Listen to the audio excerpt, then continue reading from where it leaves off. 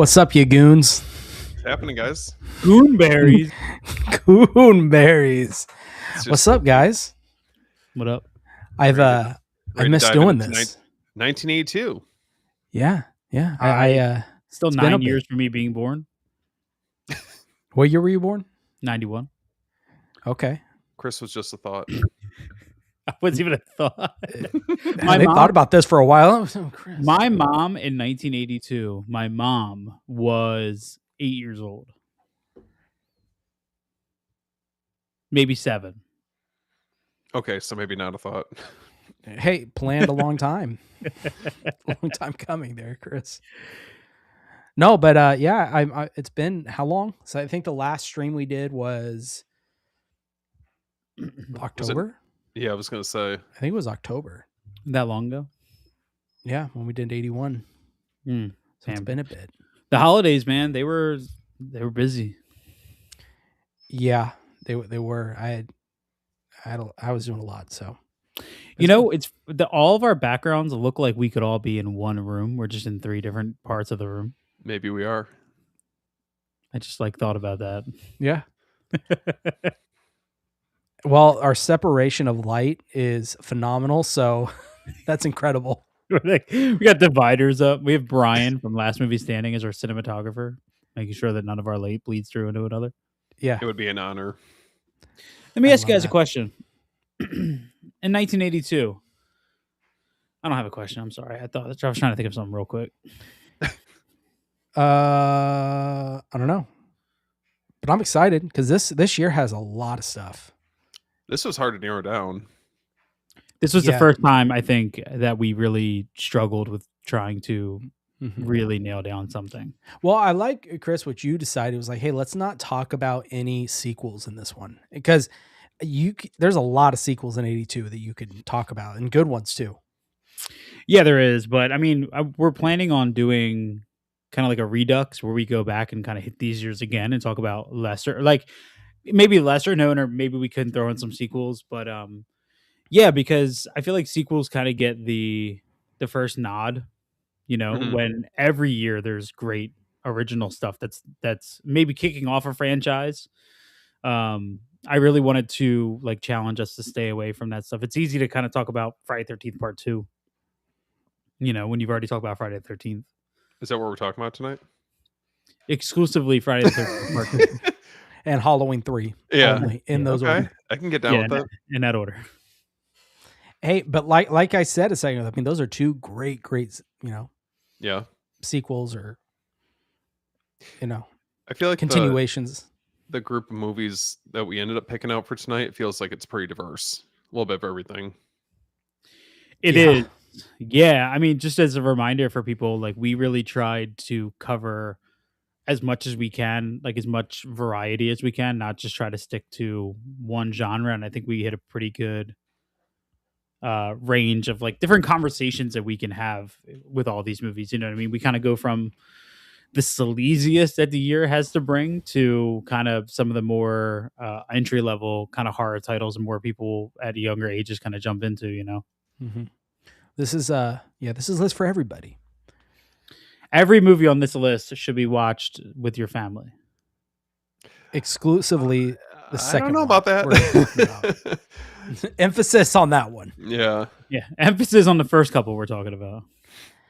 Yeah. Okay. Well, so we had someone in the chat here. I want to bring him up. Say what's going on. 3 minutes physical media. What's up, dude? What's up, man? What's happening, man? All right. Well, we might as well let's go ahead and kick this off. I'll take this one because I literally just got done watching this movie. But to start things off in the year 1982, on February 13th, we got this Argento film. Which, by the way, before I bring this up, I was watching this movie and I thought every time that I'm watching an Argento film, I'm thinking I'm not watching Suspiria, and then I go watch Suspiria. For me, like that's my favorite Argento film. It happens every time. Really? Am I alone in that? Probably, but I'm thinking like I could be watching Suspiria right now. That 4K, I could be. I mean, that 4K is beautiful.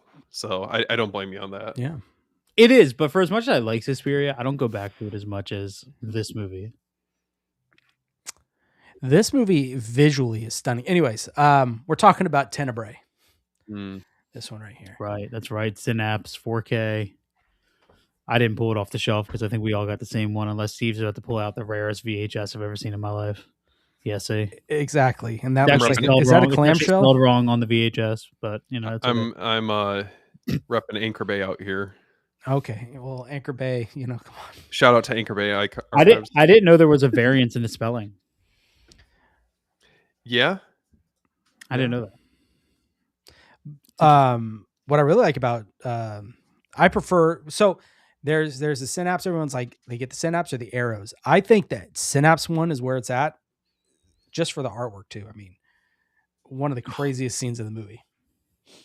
Where do you put Tenebrae in kind of your? Well, let's talk about. Hold on. So for a second, Tenebrae is kind of like the Suspiria is not a giallo. Mm. So I would say that I'm with deep. Chris on that. Yeah, I would say that Deep Red or Tenebrae is kind of like his greatest giallo. Mhm. Bird with the Crystal Plumage is very good, but I mean the improvements that he had from just confidence as a filmmaker and style to Tenebrae. For me, I would take Tenebrae over Deep Red. I like Same. Deep Red. I like that there's that horror element to it more than say Tenebrae.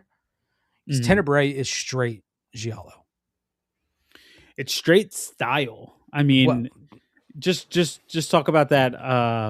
What is that, like 3-minute long crane shot that I goes wanted from to one talk side about of the that. building to the other? Yeah. So cool. When it's going through the apartment or the one, I guess the townhouse or something like that. I think, if I'm not mistaken, that was one of the first like major crane shots like that. I'm pretty sure I remember hearing. I think I read it, or I think I listened to it in one of the commentaries of Tenebrae. It was one of the first, maybe in Italy, it was the first of its kind. But yeah, that shot is ridiculous, dude. Yeah. And with the score going on in the Oh, background as it's doing it, the Goblin Goblin score is so good. Yeah, the Yeah. Goblin score. Yeah, Tenebrae has, I think, some of the most beautiful kills, which is so weird to say. No, but it does. It does. It does. Like, spoiler, obviously. People do die. Yeah, yeah. Near the ending, there is an incredible arm that gets hacked off and sprays this The geyser, the painting of blood. It's like a canvas. It's incredible, dude. Nobody does it like Argento. And when people try to, they fail. They just Yeah. can't do it. Well, even when, and it's the kind of, it's the kill. It's not a kill when he takes a straight edge, right? And Mhm. the fake, the blunt one. And that shocked me the first time I saw that. I remember because it hits you like that. What a great concept, though. You have a writer who's on a book tour in Italy, and somebody's copycatting his kills that are in his book. Mhm. Such a great concept, you know what I mean? That allows for a great mystery. Well, it's so cool. So I'm assuming we're going to be talking spoilers here. So if you haven't seen it, sorry, but there's 2 killers in this movie. Mm-hmm. Yeah. Which I think is really cool because they lead you on with that one guy. What is he? The guy who's supposed to interview him, the critic or something like that. Mm-hmm. Mm-hmm. Wow. Let me ask you guys a question. Why would you consider Tenebrae essential viewing? Like, I know there's a lot of reasons to like this movie. There's a lot of reasons to love this movie. I think it has a lot of replayability. But somebody asks you, why is this essential? Why must somebody going year by year and watching 5 of the cannot miss horror films? Why this movie? I mean, I feel like it's the turning point when it comes to giallo, at least in my mind. It feels like a high point where you have the memorable kills, the cinematography, the production, the score is, I mean, I think that this is one of the standout scores that we have from Goblin. Mhm. And I feel like it hits all the right spots when it comes to a giallo film. Like there's, we obviously have the mass killer, the red herrings that we get throughout, a lot of misdirection. Um, this, I think, and I agree with what you guys were saying. I think this is a film that, above all else, it has the most replay value. But um, I don't know. I think the story's just so perfect. Kind Mhm. of going off of like the concept alone as is, and then just the way that obviously Argento is so masterful in what we see as the finished product. It's I don't know. I think it's iconic, I for a reason. I think it's one of his best stylistic films. It's just a beautiful, beautiful film. I'm not going to have as of an eloquent answer as Steven here, but it's just really it's just cool.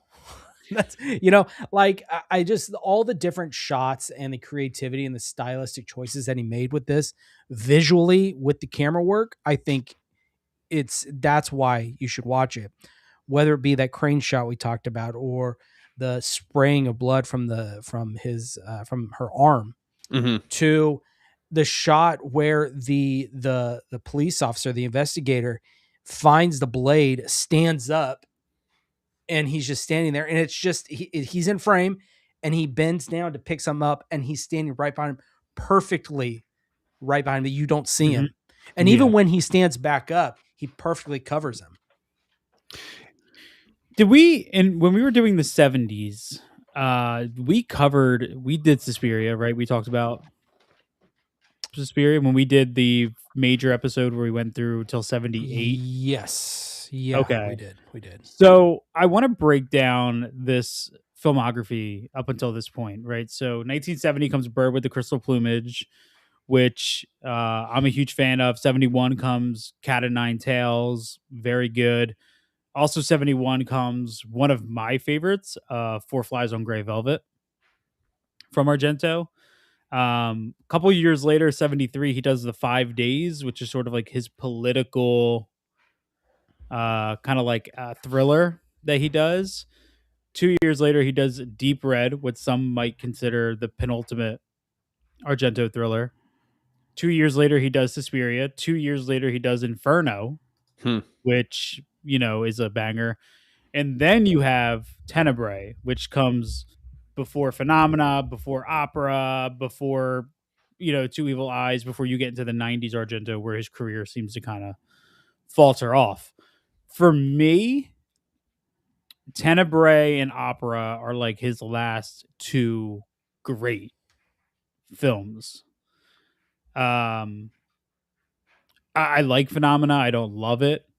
I think Tenebrae is this perfect kind of smash point between classical, more standard giallo form, or what he kind of created Yeah, with giallo, how he morphed that genre, and it's also just adding in incredible amounts of violence, which is the American influence. You know what I mean? Hmm. Kind of hmm bleeding in those early '80s. Um, and I think it's more of just a great case study for kind of the shifting point in giallo films because while the '80s, I mean, giallos were pretty much gone by '82, almost. You know what I mean? They were definitely petering out by '82. I mean, we just talked about in our Beyond the Blood episode with Torso, which was 73. And in that episode, we talked about how 73 was like the very end of the traditional giallo. So, wondering from you guys, I didn't watch it recently, Tenebrae. Do you guys see Tenebrae more as a giallo or as a slasher? Which is a very complicated question, I know. I, But this comes 9 years after Torso, which comes at the end of what's considered the peak of the giallo. maybe I could phrase it at best way to describe it. I see it as it could be a slasher package to you as a giallo. If that makes any sense. Or like a Yeah. psychological thriller. It's Uh, definitely got its giallo elements, the black gloves, right? You don't see the Mhm. killer till the very end. It's a plot twist. Yeah. The who done it. The who done it. It's got all those giallo staples. Um, but definitely does have that hyper violent aspect to it that seemed to get popular, especially in the 80s. Yeah, yeah, I would actually agree. I would lean more into Giallo. I think it's more a Giallo than Torso is. Hmm. If I want to reflect this off of our most recent podcast episode on Torso, um, it's really interesting, man. I just figured I'd ask because by this point the Giallo genre is kind of gone, and most of your Giallo purists, it's really gone by this point. They didn't really take in Argento as one of their own. You're more like diehard Giallo directors. Well, it almost kind of going back to what you were saying. I feel like the giallos that we did end up getting in the 80s. I mean, they were like almost borderline slashers by that point. It really wasn't like in more of the traditional sense where um, anything kind of coming out from like the early 70s, mid 70s. Um, but I definitely kind of agree with what you guys are saying in that regards. I don't know if there's too much more to add to it. Yeah. Yeah, I mean, I do want to say that 3 minutes of physical media mentioned earlier in the last comment that opera was more his style, and yeah, I love opera Hmm. and Inferno. I love both. I actually like Inferno a little bit more than opera, but Hmm. those are definitely right up there with me for favorite Argentos. Yeah, opera's great. Hopefully we get a re-release of Inferno soon. Please, or stage fright. Well, here's a good question for Steve. Would you consider Pieces a giallo? I would. I don't know. Um, Not in the traditional sense, obviously. No. I mean, it's definitely blurring that line. I guess you can call it a giallo. It can be a giallo and it can be a slasher. Like it can I, be both. I think it's more giallo adjacent, not in the true sense, but there's giallo elements to it. Well, that's kind of like you could take the question. Okay, well, what about Alice Sweet Alice? Well, I consider Alice Sweet Alice is kind of like it's kind of in the same boat of when you ask like is Dress to Kill a giallo. Mhm. It's very motivated by giallo, but features many other elements that are not traditional. Yeah, for me, I would almost put Alice Sweet Alice more of a giallo than Dress to Kill. I mean, good lord, even look at the packaging, right? Well, let me ask you guys a question. So it depends on like how do you put a movie into a genre if you're using just framework? Because like people have said that the Terminator is a slasher film because the framework is very much a slasher film. You know what I mean? It fits even to the point where there's a final girl technically in Terminator, but it's not a slasher. It's a sci-fi thriller. So if you say Pieces has trademarks of the slasher genre and it's using that framework, but it's completely absurd and not giallo for the most part, can you still consider it one? Genuine question. You're talking about in regards to pieces. Yeah, like well, Pieces, Alice, Sweet Alice. Let's just even lump in Dress to Kill, Brian De Palma. I mean, I could see why it could be mistaken as one, like a full-on giallo. Like I said, I consider it more giallo adjacent because it Mhm. has the POV killer shots, the fetishized violence, kind of like the. I mean, I think you can agree across the board for most of the giallos, they have very very like absurd dub performances. To some more that some to a varying degree than others. I would have to say, the who done it framework, Mhm. so, and I think also considering the time that it came out as well. But yeah, it's tough. I mean, I guess it ultimately depends on your criteria for what you truly consider one Yeah. a giallo. But I think the big things that at its core you have the who done it, the black glove killer, the stylized violence. I mean, those are really the three main things that always come to mind for me, at least. So just doing like a basic um like just a Google search with no real dive in. Uh, there's 3 films that are kind of instantly from 1982 listed as a giallo. 2 of them are on our list. So let's see Okay. here. So we have What's the 2. third one? So we have, let's see, 1982. Sorry, I'm going to list here. So we have Tenebrae. We have Sergio Martino's Scorpion with Two Tails. Ooh, that's a good one. Lamberto Bava's A Blade in the Dark. Mm. And then Lucio Fulci's The New York Ripper. Blade in the Dark is a good one too. Mm-hmm.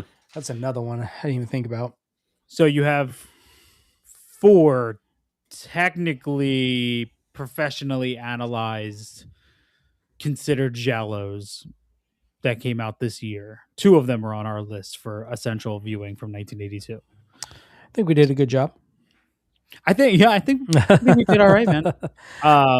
The Synapse 4K of Tenebrae is incredible. If whoever's listening to this has never seen it and is a physical media collector, if you can get your hands on that limited edition, so good.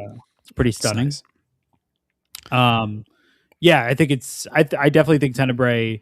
It's one that impacted me really, really young, just because of the kills. There's a crazy like beauty in them that I feel like is missing nowadays. Is like the set piece kill, where it's like, here is the environment. How does the environment cater to the kill? How does it interact? How do we play into it? And there are kills in this movie that are sort of like paintings. You could tell there's like all this very carefully planned, very intentional effects that kind of create the entire kill. It's Well, not just the angles too, and that's another thing. You know, they're very, very purposeful.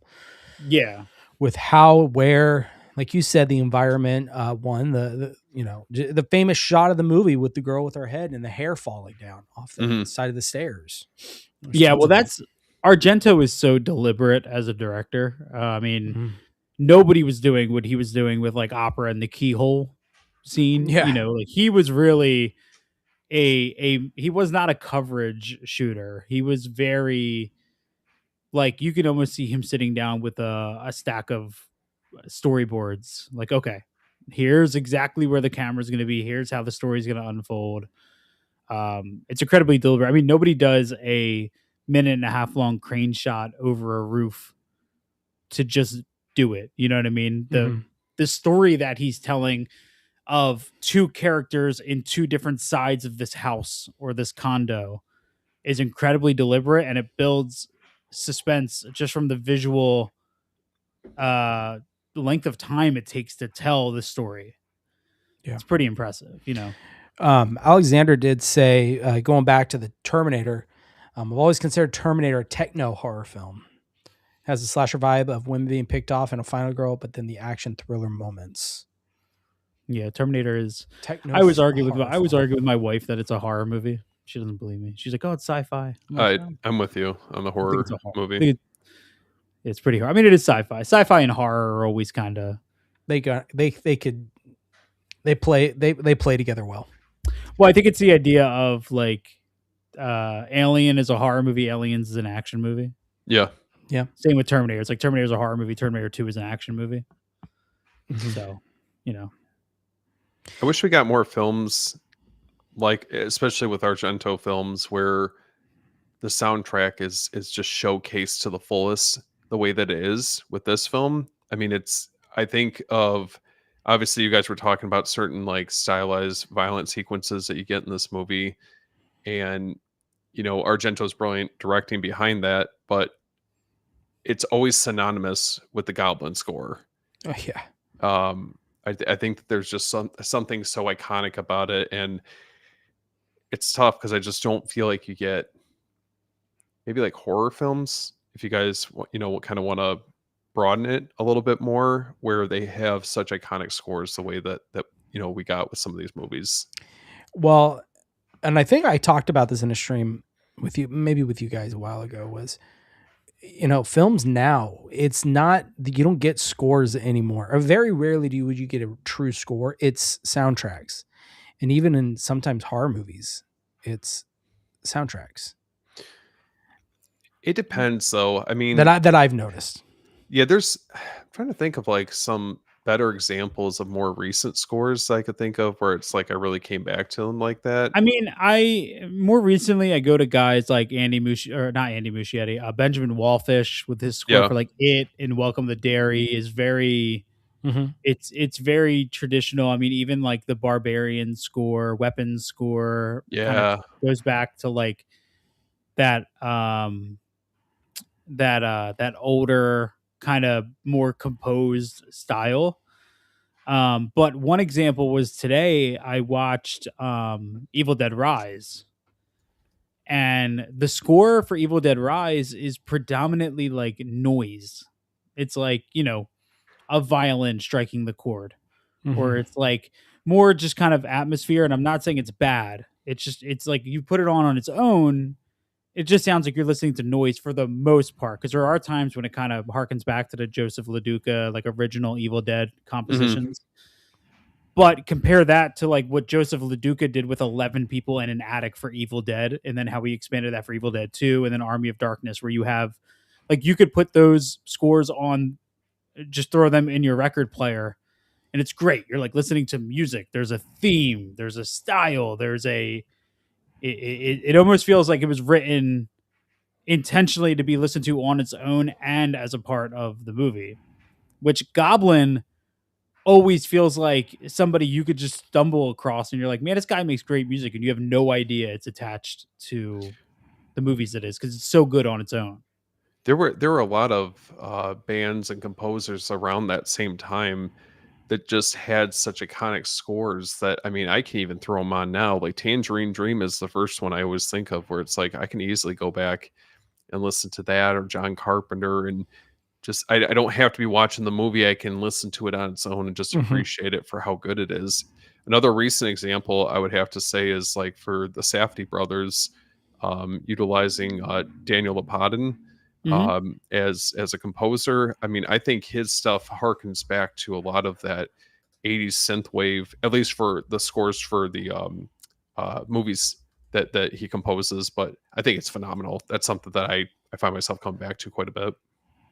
Yeah, well, guys Goblin tours, right? And you can listen to the music detached from the movie. Hmm. John Mhm. Carpenter tours. My wife and I just saw him a couple months ago. The music is on its own incredible. You saw Fabio Frizzi. yeah, Fabio Frizzi, yep. Who's, separates himself from it. I do, a lot of these guys in 30, 40 years are not going to be doing independent tours of their music because it doesn't hold up on its own, separated from the the track or from the film. You know what I mean? Mhm. Hmm. I think like Trent Reznor, the Nine Inch Nails style. I That's think another good one. they're very reminiscent of kind of like the Tangerine Dream. Not really style, but like the ability to put it on its own and enjoy it just as a musical track. For sure. The ambience, it's almost like a atmosphere all in itself. Mhm. And you can tell, Yeah. especially with Trent Reznor and Atticus Ross, like the music that they put out there is very like they have their signature sound. You can definitely tell that that's music that they're composing. Yeah, I mean, like you throw on the Tron Ares soundtrack, you're like, this is Nine Inch Nails. Like, you know what I Yeah. mean? This is just a Nine Inch Nails album that that has Tron Ares on it. Like, Yeah. yeah. An hour and a half music video. Yeah. But yeah, I mean, Tenebrae is perfect. I think this next movie is more my style nowadays than Tenebrae is, honestly. Yeah. Scores seem to be a thing of the past. Christopher Nolan seems to be the only one who still cares about great scores. Hey, he's one of them, definitely. Yeah, working with Hans Zimmer all Yeah. the time. Um, all right. Well, I guess Chris, I'm giving you the honors for this one. Oh my god. All right, so let's move on to our second, and I promise the last Jolly of the list, I think technically. March 4th, 1982. What a lovely time to go see this movie in American theaters. We're talking about Lucio Fulci's The New York Ripper. Just, oh, yeah, look at those. I don't know if it's right next to me. I just have like a standard, yeah, this guy. That's My okay. my argument that you don't need 4K of everything. Hey, but if it's there, why not grab it? That's true. That's true. Give me. I don't think there's a sleazier film on this list, man. There for sure is not. There is. For those who have never seen New York Ripper, it's pretty much a American based giallo with a killer who sounds like Daffy Duck Donald Duck. or Donald Duck. I'm sorry, I always get the two confused. Donald Duck. And right away, right at the beginning of the movie, there's a great moment where body parts are found, and yeah, it's pretty brutal, man. This whole movie, The you talking about with the dog? with the dog finding the toe. Was it the toe? Is it a toe he I finds? don't Or is it a remember. Like I hand? said, it's Or been a is it an bit since. eyeball? I don't remember. I just remember. If it's a toe, that's some clever writing. I'm gonna tell you that right now. What was your guys' first experience with New York Ripper? I mean, I would say It's a hand, by the way. He finds. I Okay, remember it's a it. hand. I would have to say, I mean, like the early points where I started getting into giallo was with Deep Red and Tenebrae, and then eventually kind of, branched off into other giallo films. But this one was definitely a little bit earlier on when I was kind of, really understanding the subgenre a little bit better.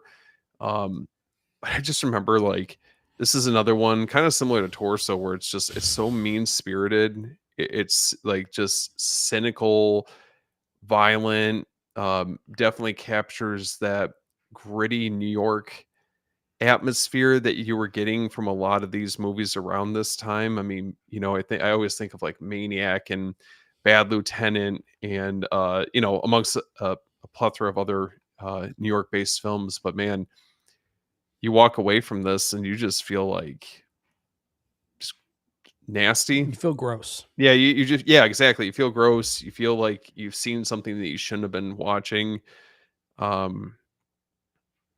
But I love this movie. Mm-hmm. I think you need to just expose yourself to this level of fulchiness. You know what I mean? Like he really just goes all out, and it has all the appeal of it's the most Italian looking American movie I've ever seen in my life. You know what I mean? It's in a city that we recognize and that we understand, but it's shot still so much with that Italian flair and that style, and it's very reminiscent of everything William Lustig was doing Yeah. at the time. Mostly Maniac. It's incredibly blunt with its sexuality. Like clearly, one of the characters we follow is a very blatant sex addict whose entire goal is to just seek pleasure from random people, seemingly. You know what I mean? Mhm. Like that's her whole goal. There's an incredible, I mean, there's a pretty good amount of great death scenes, but there's an incredible one that takes place in a movie theater that has some of the most beautiful lighting I've ever seen in my life. There's a lot of nastiness here, man. There's bottles going into body parts that I don't even want to mention, and Doesn't belong there. yeah, that broken bottle does not belong there. Man. No. I want to bring this up real quick. Welcome back, crew. Hope you all had a great holiday and a happy New Year. You as well, man. I hope you Yeah, watched. likewise. Hope you watch New York Ripper on Christmas morning. Yep. While you're opening the presents with the kids, and yeah, pop it in for old Santa there. Oof. I think I said pop it in for daddy. I was like, I thought that's what you were leading. No. What's up, Eli? Don't forget to slash the like button and sub to all these awesome channels. Thank you, Eli? dude. Thank you. Appreciate it. Yeah, Yes, I mean, do what he said. yeah, I mean, this movie creeps into sex shows and just all kinds of sleazy corners of New York, man. There's an incredible, pretty unforgettable scene involving toes. That's pretty good. Little under the table toe action. Little under the table towing action.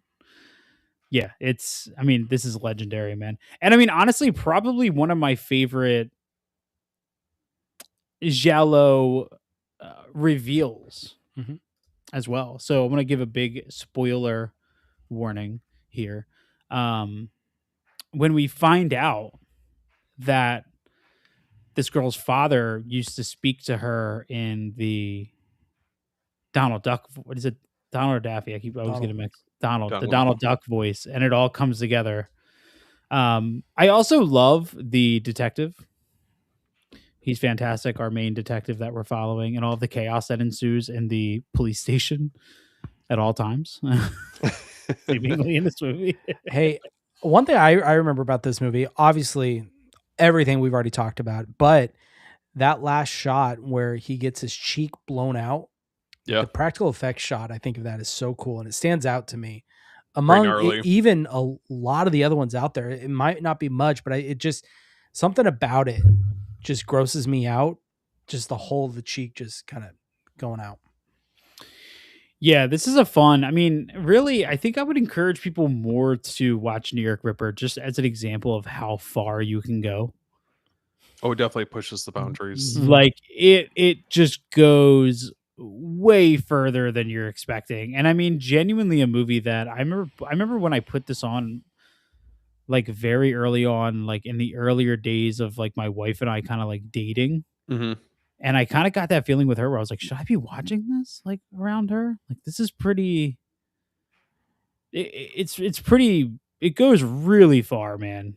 It Mhm. goes really, really far. It kind of reminds me a little bit of like Maniac, where you just feel very uncomfortable watching Oh some of like yeah. the acts of violence and um, just the urban decay that you get through this is just nihilistic. I don't know. I love this movie.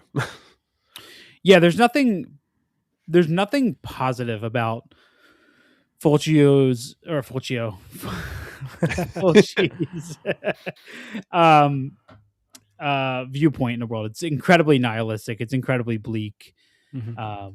It's a really, really nasty one, man, that I think has a really good twist too. But you're not watching this for the twist. You're watching this for the onslaught of endless sex and Mm. terror that happens the whole entire time, you know? I Yeah. think that's and when you start looking at Lucio Fulci's later films, at least this is one of the last few giallo films that he does. I know that Murder Rock's the other one that I could think of, but if there's two films that are completely polar opposite as far as tone, it's these two. Yeah. Yeah, Murder Rock is sort of like mostly, It's like I feel Flashdance, like, basically. Like his Flashdance with yeah. some Mhm. kills mixed in, you know what I mean? But let's see. So before this, let's go back to I mean, this guy's filmography is absolutely insane, but we could Did start westerns too. yeah, I mean, comedies, westerns. He does A Lizard in Woman's Skin in 1971 to Don't Torture a Duckling the next year. Um, we got The Psychic, which I think is one of his best movies in Mhm. 1977 that comes out before this. Fantastic movie. 1979, he shows up in the US with Zombie in those opening and closing scenes. It's just to kind of give recognizability to an American audience of like, hey, look, we shot this in America, you know? It's me. Yeah, yeah. I mean, before this, you have City of Living Dead, you have The Black Cat, The Beyond, House by a Cemetery, and then post New York Ripper, yeah, you have Murder Rock, Devil's Honey, Enigma, Zombie 3, Manhattan Baby. yeah, Manhattan Baby, Demonia, which is not, these are like Cat in the Brain, which is like his, I don't know, his like movie of how crazy he is. Like, this is I think The Devil's Honey is like his last great movie, but I would probably say New York Ripper is his last great violent movie, you know? Mhm. Yeah, I don't think any of the other films that he puts out past this point are I don't think that they really come close to the level of like gore or violence. I mean, I just watched Murder Rock recently and it feels like it's a little bit more stripped back, if I'm being honest. So Yeah, he doesn't really get over the top again until Cat in the Brain, which is like fourth to last movie, you know? I And think it's it funny, it's such an interesting career too, not to cut you off, but no, no, like it's okay. The Devil's Honey. I mean, The Psychic is my favorite Lucio Fulci film. But then O- I think Overall, I think it's one of my. I love The Psychic, dude. I think The Psychic is so incredibly smart. You know, Yeah. What's interesting about that is it's definitely an offshoot from most of his films. yeah. But so is The Devil's Honey, which The Devil's Honey is a film essentially of female empowerment and lust and desire, and how women can really.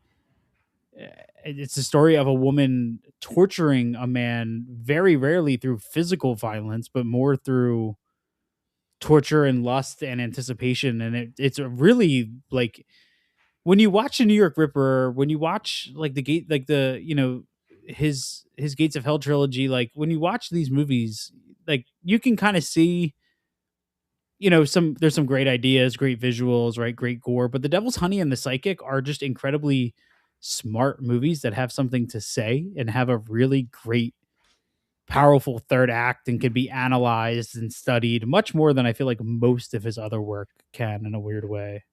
Hmm. I mean, Devil's Honey, you can write a whole book about the saxophone scene. we'll save that for another episode. Yeah. That's something else. Yeah. 3 Minutes of Physical Media had asked, what do you think was the most brutal of those big Italian directors? Most brutal? I mean, you could make an argument for Sergio Martino and just what he did in Torso, but it depends on what he's considering the big three. I'd probably say Lucio Fulci is the most. I would assume he's talking about Fulci, Argento, and Bava. Those are the big three that I come off to my top of my head as like the overarching. Hold on. Like Ruggero Deodato, what he did with Cannibal Holocaust, I think is much more brutal than anything Fulci did, just because of the content. I think the reality of it, the subject matter. Real. Mm-hmm. Yeah, but he, Ruggero Deodato, when he got into like the police crime thrillers and stuff, and I mean, Ruggero Deodato kind of tapped back into that genre a couple times and never really had the same impact. So if you're looking at full career, I would probably say Fulci is the most brutal. I mean, it's definitely creative and very nihilistic and very gross. Yeah. I'd have to throw like Joe D'Amato into the mix. Oh yeah, Joe D'Amato. Yeah. Mm-hmm. Yeah. I mean, that's like, I mean, some of the subject matter, especially with what is it, Beyond the Darkness? Beyond Darkness, but like even Anthropophagus and Absurd. I was going to say, yeah, gut munching stuff. It depends on kind of what you consider brutal, because Anthropophagus alone would probably take the award just for the baby scene. Mm-hmm.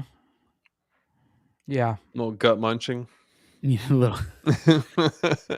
Pretty. I mean, yeah, Joe D'Amato was definitely up there. Fulci, I would definitely say.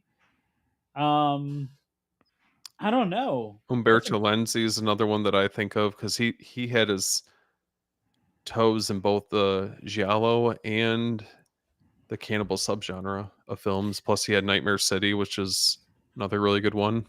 Yeah, I mean, throw on Eaten Alive. There's some pretty wicked stuff in Eaten Alive. Eaten Alive was Umberto Lenzi, right? Yep. And then Cannibal Ferox. Yeah, I hate Cannibal Ferox. We should all do a watch along live stream. Cannibal Ferox. Cannibal Ferox. Yeah. There's no PETA edition, man, of Cannibal Ferox. Just the boys hanging out watching Cannibal Ferox. Do a little watch along party. Yep. Any last words on the New York Ripper besides pick up that Blue Underground release? No, I think it's an essential Fulci viewing. Mm-hmm. It's such a stark, just in your face movie that I think you have to see it. Mm-hmm. At least once. Yeah, it's like it's just too shocking to miss it. You just gotta put yourself through it. You know what I mean? Mm-hmm. I want to see. I just pre-ordered the Curzon 15 disc box set of Lars von Trier. from Who Movie Room is expecting on. Can't wait. Hell yeah, bro! You're Make gonna sure love to it. sit down with the whole family, watch Nymphomaniac Volume 1 and 2. did Oh someone say yeah, Antichrist? oh, such a good movie. I love Jordan. I said Nymphomaniac, and Jordan went, "Oh yeah."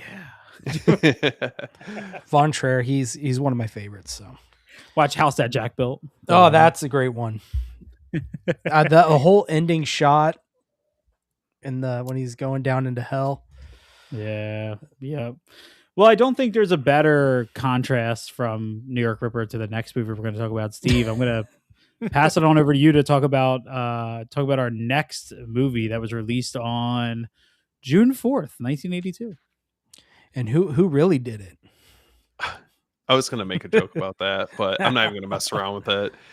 Well, that's none other than Toby Hooper, Essential Viewing, Poltergeist. See, I'm not even gonna pull that mine. You got it. You take the. Actually, Chris has a grail of mine of this Yeah? movie. So yeah, I do. Yeah, I have the UK The Steelbook box set? set. I have a Yeah. UK steelbook set, I have, but it's not as cool. Which one is that this is one? the- You guys are throwing too much at me. I throw you. I gave you guys a VHS here. He has the film, The Film Vault one. Film Vault. I have the traditional like Warner Brothers overseas UK, but Both are really Steelbook box nice. set.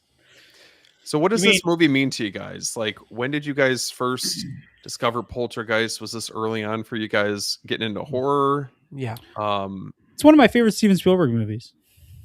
there it is. Just waiting for that one. Chris, did you just slip up there or what? Come on, man. This Poltergeist feels predominantly like it was directed by Spielberg. It feels like Toby Hooper did pick up shots on some of like the horror scenes. The rest of it feels straight up like Spielberg. Man, this movie's a vibe. It I is. I love watching this in the summer. I don't know what it is. It's very it's like a cozy horror movie, Yes. you know? It's definitely cozy, but it's really like it's one of those movies that like shit fucking gets scary, bro. Like In this the pool movie's when he's really swimming. freaky, dude. And listen, there is no better father figure in film than Craig T. Nelson. Oh, it's so funny when him and his wife, they're on the bed, aren't they smoking weed Yeah. yeah. together? I'm like, it's like little moments like that you can truly appreciate. That it's like, you're not obviously pushing the boundaries too far, but it's like just enough where it's like, okay, these are some cool ass parents. Yeah, I mean, at the end of the day, they're letting a poltergeist manhandle your little girl, sliding her across the kitchen floor. Well, let me ask you guys, what was scarier here? Was it the terrors hidden in the television, or was it the clown? Oh, it was a Doll. clown for me. Clown for sure. Yeah, Yeah. the whole under the bed. I mean, just the little bell. I think of Scary Movie every time. Yeah. It's just like Scary Movie ruined Poltergeist for me, man. I'm always waiting for like a big clown dong to come out and take Oh my god. No, man, there's some great. I mean, this was so iconic when I was a kid. I mean, Exorcist was the scariest movie of all time for me, but the fact that at any point in the night your TV could turn on to just static, which is it would happen all the time. You'd fall asleep with something on, and whether it was a VHS tape or what, you just wake up to static. And I just remember always hearing the iconic "They're here," you know what I mean, like over and over again. And as I got older, even the movie poster too, like that Yeah. image is iconic. Yeah. And as I got older, I remember hearing about the they used real skeletons in the pool scene, and it was such a cursed movie. And the obviously the very young unfortunate passing of Heather O'Rourke. Terrible. Yep. There was, and I remember as a kid, and we don't have to talk about this long, but I remember for some reason my mom telling me that like Heather O'Rourke was killed in like a freak accident, and I remember learning that she wasn't, that she was You should just sick. get sick. Yeah. There was some Yeah. weird stuff going on if you really read into it. Yeah, so I think my mom kind of fell victim to one of those kind of side stories that were going on about her. I think my mom said something had to do with a helicopter, and I was like, oh. And then I grew up and I was like, oh, okay, never mind. Or the other sister, Dominique Dunn. Terrible. Yeah, yeah. Yeah, this movie, man, Toby Hooper comes out though, dude. I mean, there's some really gross, disturbing stuff. It's shocking that this movie's only PG, Mm-hmm. but you got to think about PG at that time versus PG now. I think of the face ripping off scene in the bathroom, but just the goops of flesh landing in the sink. It's like nightmare fuel. I know, but you talk about things ruin them. There's I think it's Family Guy. See, do it. They do a bit on that where he rips his face off, and he's Hank Hill. So Oh I'm my sorry. Every time I see that, that's what I think of. Yeah, there's a lot about Poltergeist, that I love, and I remember this was kind of one of the first movies I saw that was the idea of a home being built on ancient burial grounds and Mhm. kind Yeah. of They became a trope after that for sure. yeah, you have like the pretty really shitty land developer that kind of knows what they're doing Mhm. and just doesn't care anyway. They're just trying to make a buck. You know what I mean? And kind of overtake this sacred land, and unfortunately the family is the one who yields the consequences from that. you know Mhm. but still an incredibly charming like little movie. I think this is kind of not great entry horror, but definitely once you have kind of younger kids getting into horror and are getting a little bit more used to it, For sure. Yeah.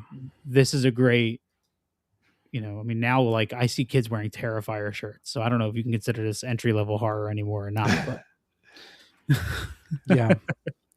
I will have to say the score from Jerry Goldsmith, perfection for this Mhm. movie. Jerry Goldsmith, underrated composer, man. Very. Very underrated. Very underrated. It says if you watch the Funhouse, then Poltergeist, the vibes are very similar. Yeah, Funhouse.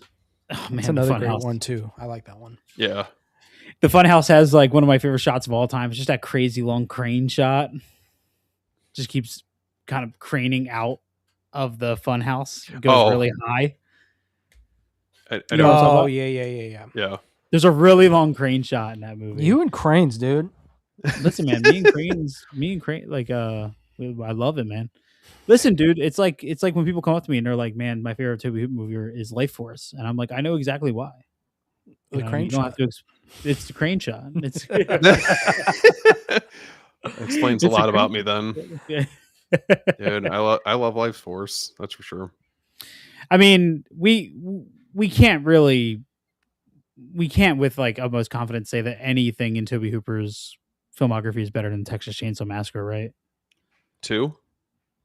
Yes, Texas Chainsaw Massacre 2, I'm starting Which I'm starting the movement. His which best is my movie. second favorite Toby Hooper movie, Dude, I fucking love that movie.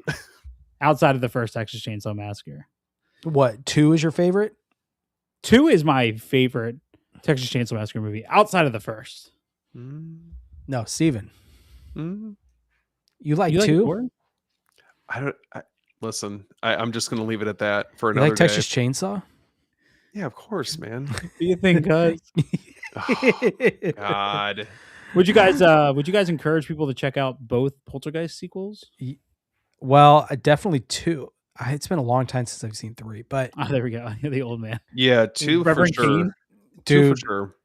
talk about an That 4K actor is nice, dedicated to that role. Reverend And, Kane. dude Yeah, was dying. Yeah, Poltergeist 3 is not great. It's like I don't think he did it on purpose. No, but what I'm that's what I meant dedicated to, like, he's dying and he's still gonna No, this role. I'm messing, but I think it adds to the creep factor for sure. Mhm. Yeah. You I mean, know? he's incredibly unsettling, man, and it's a shame that unfortunately the ailments of his sickness are what make him so creepy. The sunken in Yep. cheeks and the Oof. there's no questioning that he's incredibly sick, and that makes it creepier Right. because of his condition at that Mhm. time. Poltergeist 3 is just a fucking mess, dude. That movie's, I mean, I don't think it's as terrible as people make it out to be. I think there's some really cool like use of reflections and mirrors and stuff in that movie. but it's definitely nothing compared to the first movie. Did you guys ever see the remake of Poltergeist? No. One time, and I think that was it. Yeah, that's all you needed, man. It's probably more than you needed. I think. No, I just love Poltergeist 2, the dad, and he throws up that alien or that creature. Oh yeah. One of the, the Poltergeist. best scenes, and the way they rigged that up, I think is so cool. So before we move on, and let's not get crazy into discussion with it, for people listening who have never seen Poltergeist, Steven Spielberg was a producer, and there's plenty of stories out there that Steven Spielberg pretty much overtook the production of this movie and directed most of it, which I don't side with completely, because there's some very Toby Hooper moments in this movie, like incredible Toby Hooper moments that you can tell are Toby Hooper. But everything outside of those moments do feel very Spielberg, even down to like the blocking and the lighting and the style. And I think some of the argument is like, even if he didn't directly direct, his influence as producer and him kind of strong arming most of the production still kind of give him the credit. Some people still credit him. What's your guys' brief thoughts on that? I mean, his fingerprints are all over this movie. Mm-hmm. It doesn't even feel like he just backed the film. I mean, it just feels like there's evidence all throughout the film. Everything from kind of like the personalities of the family all the way down to like the aesthetic, the feel, the suburban America setting. I mean, it's kind of hard to deny it if you've seen any of other Steven Spielberg's earlier films. I mean, this definitely falls in line with it. It's very Close Encounters of the Third Kind. Yeah. The family dynamic, the kind of family, or the like child terror point of view. You know what I mean? There's a lot of like 80s Steven Spielberg in this. There's like and I'm sure you guys could agree with me on this, is that there's always with Steven Spielberg's earlier films, there's like this awe and wonder with them. It's almost like this spectacle. And this movie is very much in that, same line of films as some of the other ones. I mean, you even mentioned Close Encounters as another great example. Yeah. What do you think, Jordan? No, yeah, I'd have to agree with both of you. It definitely feels like a Spielberg film. The way everything about it, but it does have those Hooper isms that he got to. It does feel like he did strong arm it, and then there's certain scenes where he's like, "Okay, Toby, like I don't want to do this. You here's what you can do." You know what I mean? And I'll just come in on the back end and change everything up. That's how it feels. As far as the topic of our show of Fear by Year, of why we consider this so essential, I think I definitely think there's a little bit of a like I don't think it's fair for people that are our age now discovering this movie at the age that we did, just because there's been such strong advancements in technology and the genre has changed so much. I don't think it's going to be as impactful to kids discovering it now, but the visual effects of this movie hold up incredibly well. And I don't know if it's just because of the 4K restoration. Typically it's the opposite. Usually the 4K restorations make the visual effects worse because it pulls out much more of that detail. I actually think I remember watching the staircase scene the first time I put on the 4K of Poltergeist, and I was like, holy shit, this looks fantastic. Like really good. And to me, Poltergeist has it feels like an event. It feels like there's a budget and there's intention. It feels like Jordan's lights just went out from a poltergeist attack. Yeah. Yeah, it just too spooky. It's great. Hey, I'm telling you, some bad juju's about to happen. Did you say there's some bad Jews out? Juju. Juju. Hey, don't put words in my mouth there, Chris. Yeah, I mean, I love this movie, man. I remember my mother was pissed that Richard Dreyfuss left his entire family to hop on the mothership at the movie's conclusion. Close Encounters. Listen, man, there's nothing creepier than the entire scene with the little boy in the house when the aliens are coming, and you got like the orange light Oh, it's coming in. terrifying. Oh my god, that scene is so scary. And that shot when the mother comes outside and there's no music, it's just the noise of like nature and the land because they're in like a farmland area, and you see the color of the sky. Oh my god, dude, that scene is terrifying. Do you guys think that's a film that doesn't get talked about enough? Because I feel like it just never gets brought up in the conversation like that. I mean, it's not my favorite Spielberg. I will say every single time I eat mashed potatoes, I want to build a mountain out of them. You know what I mean? Like I want to Yeah, build I a respect that. canyon. Yeah. I'm like, how much mashed potatoes was it for me to build this canyon that Richard? Your Dreyfuss wife's like, did? please stop, Chris, stop. You're using all our mashed potatoes. Comes home from the grocery store, like boxes of instant mashed potatoes. What? I don't know if instant mashed potatoes would have the density for me to build like a support system with them. I feel like I'd have to go, like Yukon Gold. The framework. You know what I mean? I feel Yukon like there's just Gold. not enough. Like I feel like any mashed potato item that began as flakes in a box just doesn't have the density. Chris is just going to invite his family over. All right, we're going to be, taking the skin off these potatoes. Come on, guys. I need assistance. I have a mission gotta here. I have to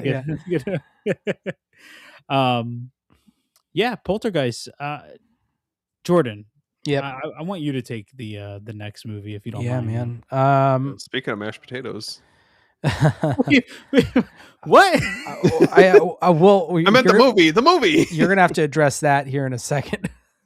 But this film right here, from one of my favorite directors. I mean, this one is regarded for a lot of people their favorite horror film of all time. I hear it all the time. Rightfully so. I'm not going to argue with anybody who makes this their favorite of all time, because this is an incredible movie. But we are going to be talking about The Thing. Oh, John Carpenter. Oh wait, where's John- mine at? Hold on. I got a steel book.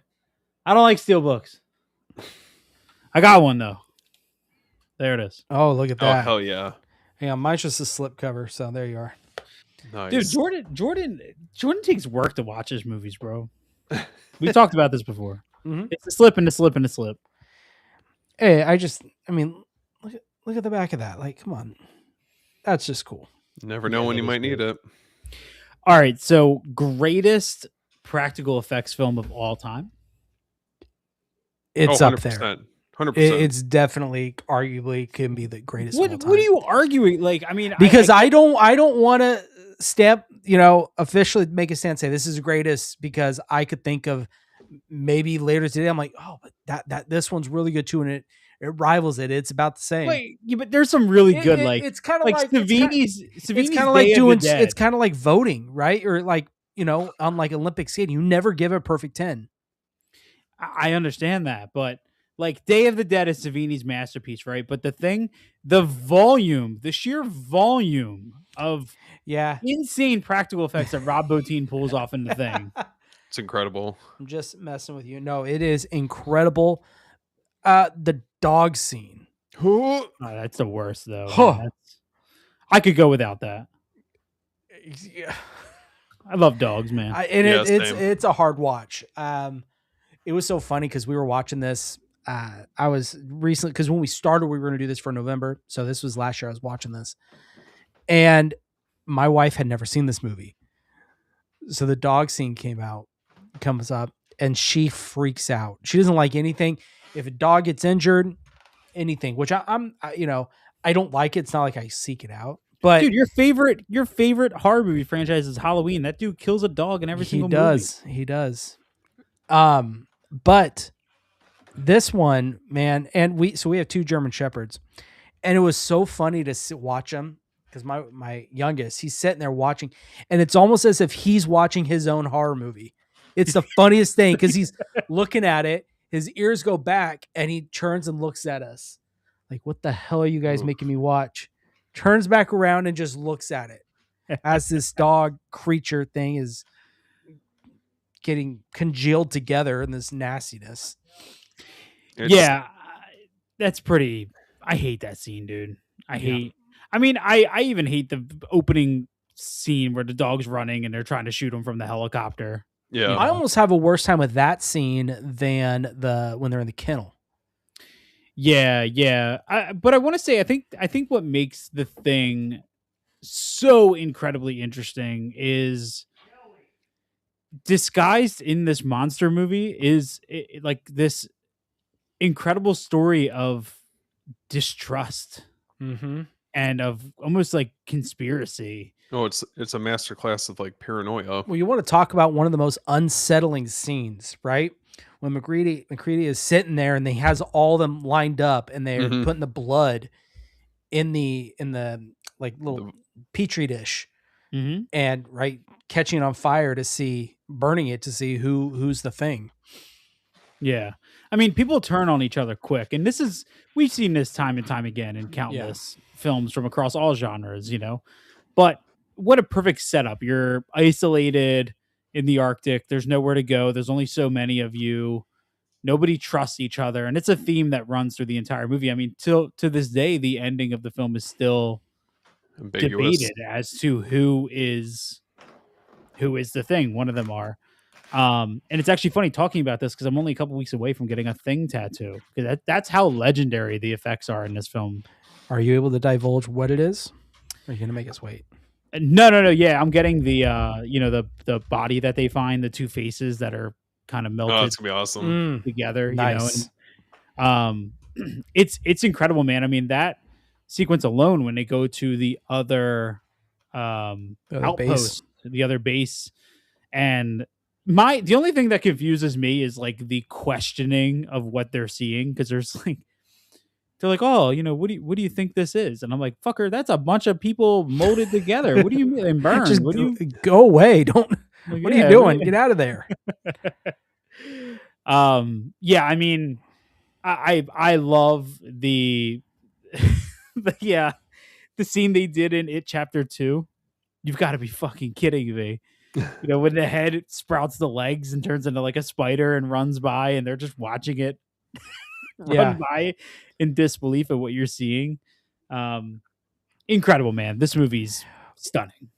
I'm gonna address this. Then I do have a question, but yes, rest in peace to TK Carter. Oh yeah. That Very gone sad too that soon. is. But what were you guys? Do you guys remember the first time seeing this movie, and what did you think about the iconic scene on the operating table when they're trying to resuscitate the guy, and his chest cavity and stomach open up Into a and- mouth. Yeah, and just eat the dude's arms. He has nubs. He freaks out. He raises up. Yeah. What do you guys remember about that? The first time you seen that, I mean, it escalates so quickly. Just dials it up to 10. you don't even Yep. expect it. I think it's No. just okay. Just resuscitating him. I mean, nothing crazy. I was more shocked by his head stretching off and down the table. Like that was very Well, you see the skin and it kind of just separates a little, and then the green that kind of just oozes out. yeah. That was more shocking to me,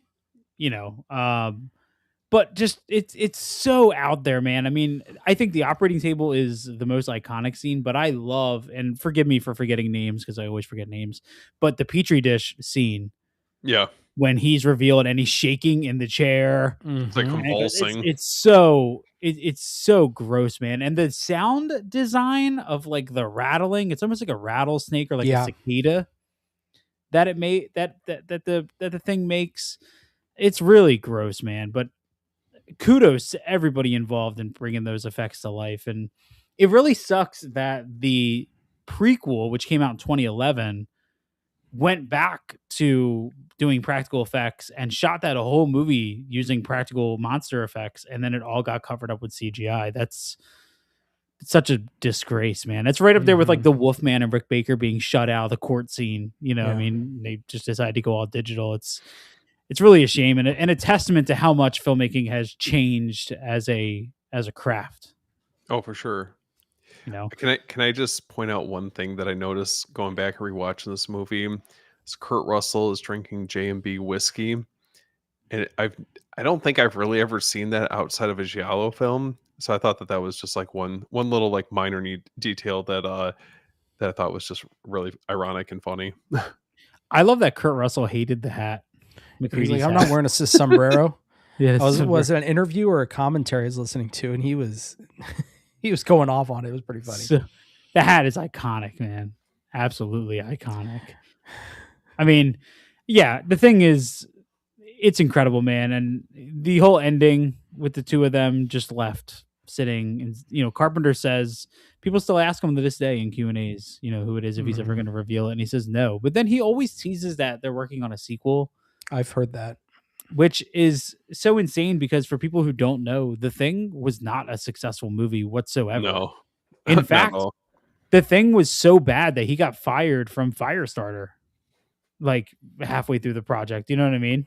The Mhm. Thing, it made no money. Critics hated it. It truly became what it is today through just people rediscovering it and over the years talking about it. But at the time, this movie was not received well by audiences or critics. Mhm. So Oh wait, hold Hmm. up. How can we get this far into this without mentioning the score from Ennio Morricone? oh dude. Yeah. That's Just filled with doom and dread and Hmm. so question, because I actually don't know. Ennio Morricone. So John Carpenter played the Thing theme, at the live that we saw him at in New York. Did Ennio Morricone build the score for this off of what John Carpenter had already done for it, or was it the other way around? Do you know, Steve? Is Steve frozen? Hello, Steve. You good? He- All right. Well, I thought he was just sitting really still. I can't answer that for you. But Ennio Morricone, a legend as far as composer. He did the Dollars trilogy, all those great stuff. Is he the one? Did he? Ennio? Is someone to go over to AIDS movies? Not. What were you saying? Well, Steve's gone. No. Was Ennio? Oh my god. Ennio Morricone. Did he create the? Was it the Fistful of Dollars trilogy? Was the first time that they did the?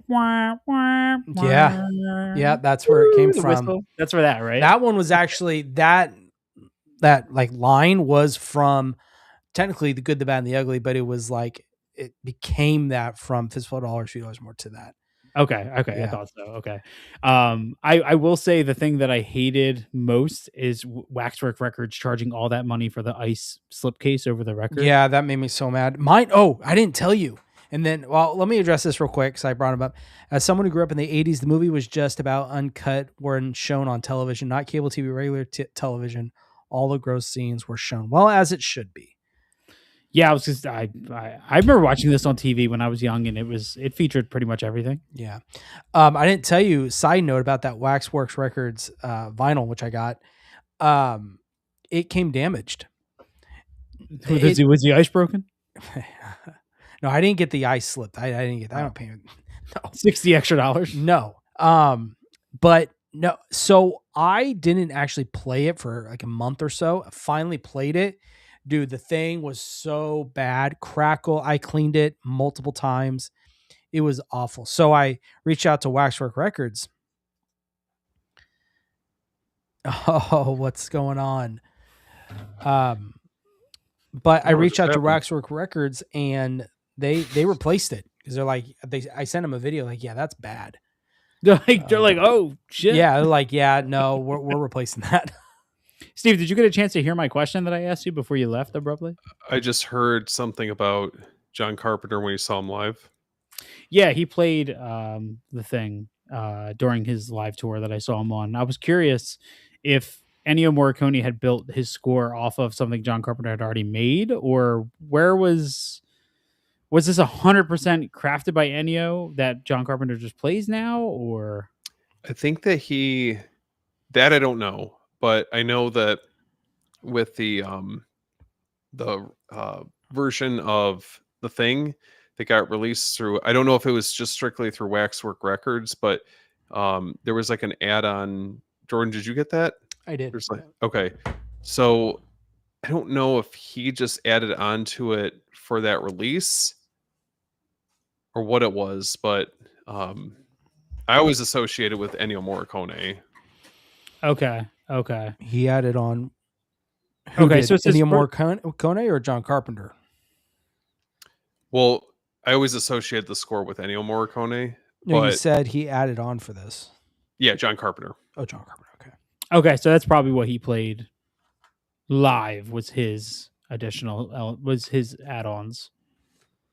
Probably. Yeah. Whatever he added. Okay. Because I mentioned somebody in the crowd when we were seeing Carpenter live, somebody in the crowd had said something about why Carpenter plays the thing live and how it technically gets credited to Morricone, but I didn't hear him. And I just kind of like heard some bits of it and I was like, oh, and then I forgot about it until just now. I'd actually want to get a little bit more info on that, to be honest, because I really don't know. I just always assumed that when that release came out that, he opted to kind of add on to it, but Yeah. The thing is legendary, man. I mean, aside from the practical effects, it's Carpenter. Christine will always be my favorite Carpenter film, but the thing I think so is kind of nestled in second, third for me. It's the storytelling is so well done in that movie. And I love what do they call that style of movie? Like where it's forced into one location. Is it a something boiler movie where it's like all just one? It's a bunch of characters grouped in one location. Everything happens in that one location. Here we go. So Chris, Ennio composed the thing, and John Carpenter wanted the film to have a more European musical approach. Just did a quick internet search. Seems like Ennio's score is all him with zero Carpenter effect. Interesting. So I wonder what that is that Carpenter's playing live on his. I don't know. I think it's whatever they added songs were onto that soundtrack. Interesting. This is a rabbit hole that I didn't know I was going to go down. Let's see. Let's do some quick. While you do that, I'm going to bring this up real quick. I think the thing is better than Halloween. Okay. Because there's so much more going on. Halloween, don't gloss over it. Is just another slasher, in my opinion. Well, you can have that opinion. That's okay. They're just such different films. I mean, it just depends on like what I'm feeling, what I'm in the mood for. I feel like Halloween is just, you know what you're getting with it. It's iconic for a reason. But the thing is just, I think the thing is a little bit more thought provoking. Halloween is life. So real quick, Carpenter himself composed and performed several shorter synthesizer-driven lost cues that filled gaps in the film, but he also wrote the main theme where he incorporated Morricone's work into his song. So it's a mesh between the two of them. Okay. That makes sense. So that makes sense because he's playing the main theme quotes on his tour. I would love to see him live. I'm so jealous. Mm-hmm.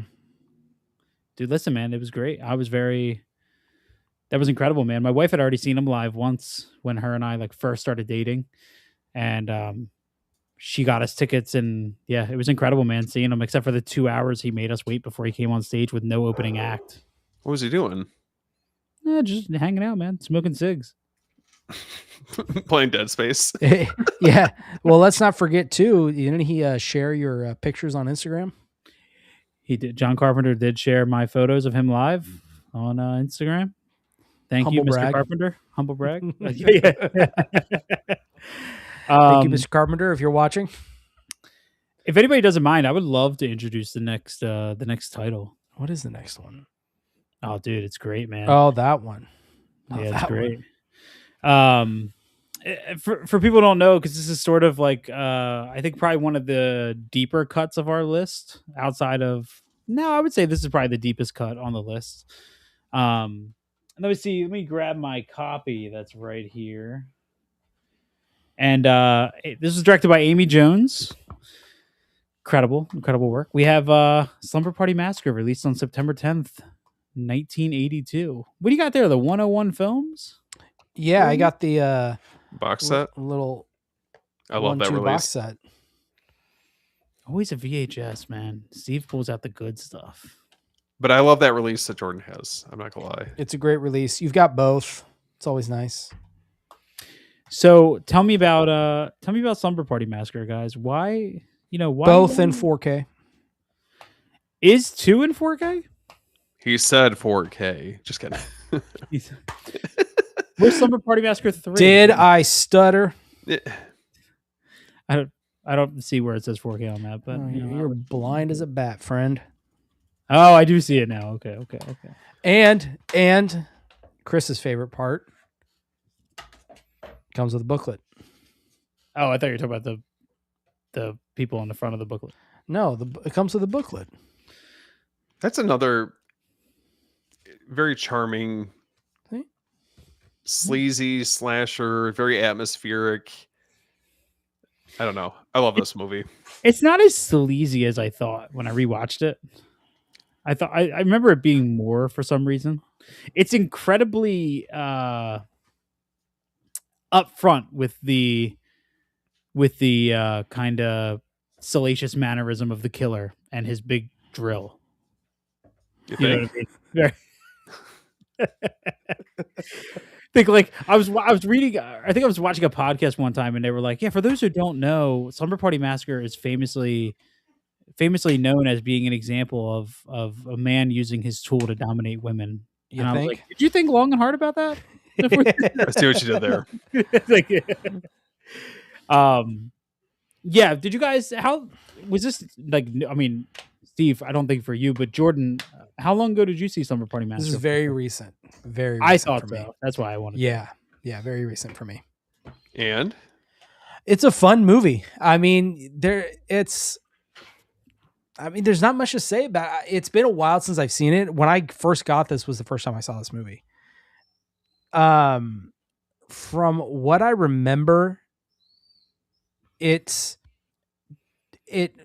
tells its story on its sleeve. There's nothing really to break down too much as far as this movie alone, but I think as far as the driller killer genre, I think it's a good thing we can talk about.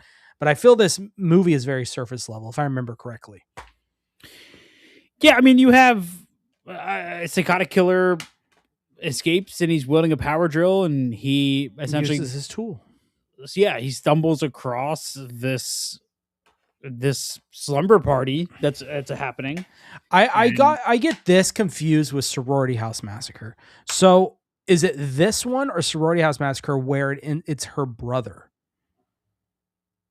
And it does this weird Halloween thing where it's her brother that escapes. Do you want to spoil it to that? I guess I can read the back and it'll tell me, huh? What do you think? Do you want to spoil it to that level for everybody? I mean, it's up to you. I don't care. No, he has no relation to. Okay, so then that's Sorority House Massacre.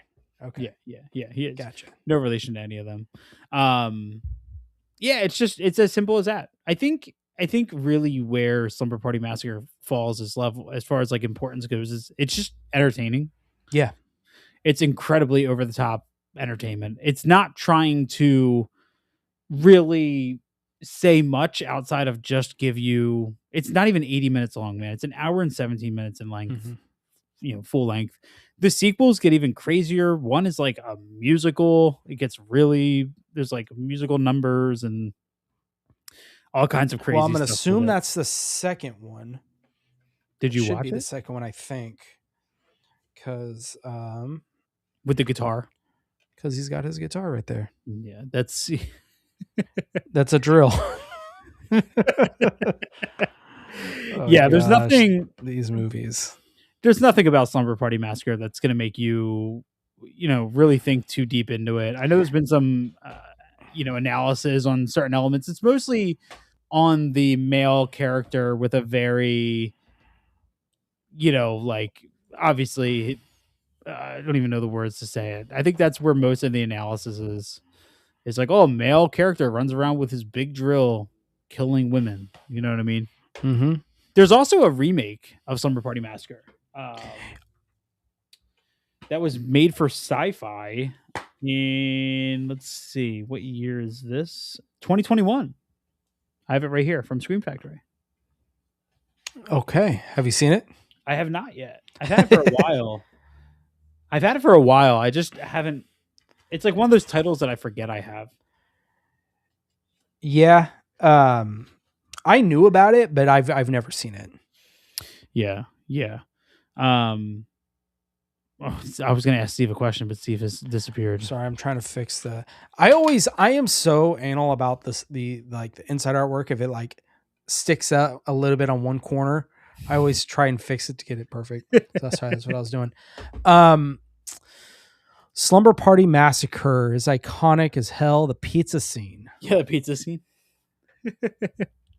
I got to rewatch this movie. It's been a bit. Dude, that's what you're supposed to do leading up to these episodes, man. Okay. Sorry, we decided to do it tonight like yesterday or the day before, so I didn't have a lot of time to really watch these movies over again. Well, before we get into our last movie of 1982 that we consider, let's look at other movies that were released in 1982 that we picked these essentially over for this initial one. Have you ever seen Alone in the Dark? No. It's incredible slasher that came out in 1982. Cat People. We have let's see, The Beast Within, Basket Case. We have, let's see, The Slayer. I wouldn't say is good, but you know. Ooh, Donald Pleasance is in that. In Alone in the Dark. Steve, you've seen Alone in the Dark, right? Yeah, it's been a long time. Yeah, Alone in the Dark. Jack Palance. Isn't that supposed to be getting a 4K? Alone in the Dark, or rumored? I don't know. I have a Screen Factory Blu-ray of it. One of my favorites that Severin put out a couple years ago, the last horror film, aka Maniac 2.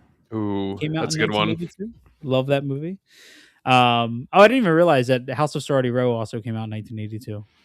We were talking about that. Oh yeah, so, there you go. Yep. Yeah. Everyone can always use more Joe Spinell. Everybody can use more Joe Spinell. Wes Craven put out Swamp Thing in 82. Mortuary came out in 82. Great Bill Paxton performance. Swamp Thing is getting a 4K from 88. In one of the wildest movies I've ever seen in my life, Black Candles also came out in 1982, but I don't expect anybody to know what that is. Yeah, Girls Night Out, Class of 1984. We should have put Class of 1984 on this list, man. Talk about a brutal movie. Maybe we'll have to do a part 2 of this episode then. Yo, have you guys ever seen Class of 1984? No. I don't think so. It's been a long time. Yeah. That's a wild one. I mean, Basket Case also came out in 1982. So, one of the best ever, Frank Henenlotter. Well, then I think obviously Friday the 13th, part 2 and Part 3. Was it part 3? Part 3 came out in 82. Are you sure? Mm-hmm. Oh, yes, because it came out at the same time with Halloween 3 as well. I think both came out. Okay, you're right. 1982, Jason found his hockey mask. That is one of my favorite Friday the 13th. Really? Part 3? You like the eyeball getting blown out of the head? You know, when I was a kid... I always knew there was something about you. And it's more of a nostalgia thing for me, because when I was a kid, I just thought that one... And it was the first one when I was a kid, because me and my dad had binged one weekend the first 4 Friday the 13th movies. And so the third just always stuck out to me because that's the first one where he finally gets his hockey mask. And I love the guy who plays Jason for 3. Mm-hmm. I just love his build, just the way he stalks them. He's just something about him. I really, really do like that guy. My favorite moment in Friday the 13th Part 3 is when he's on the dock and he shoots the what is that thing? Whatever, the spear, and then I don't know, javelin. I don't know what you would call it. Yeah, it's like a spear gun, and she falls into the water, and the camera just goes back to Jason as he stands there, and then he just lumbers away back down the dock. His big ass, like blocky build. And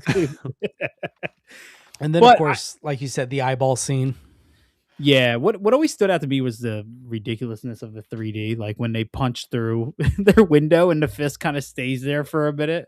Yeah. to sell the 3D effect. I'm here Um, for it. yeah, it's great.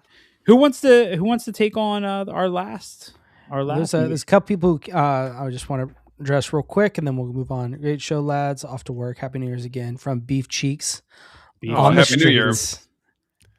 Happy New He's Year to you, back. sir. Yes, we were just talking about that.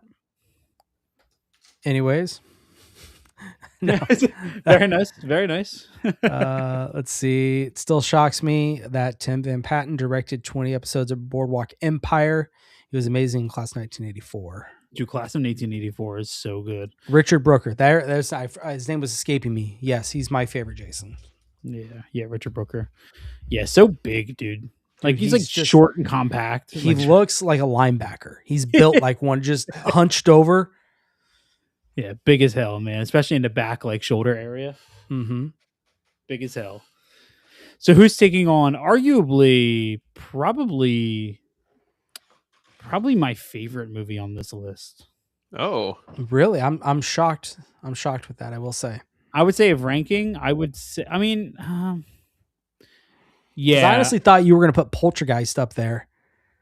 I mean, it's really tough ranking, man. I would go this movie we're about to talk about, The Thing, New York Ripper, Poltergeist, Tenebrae, and then Slumber Party Massacre.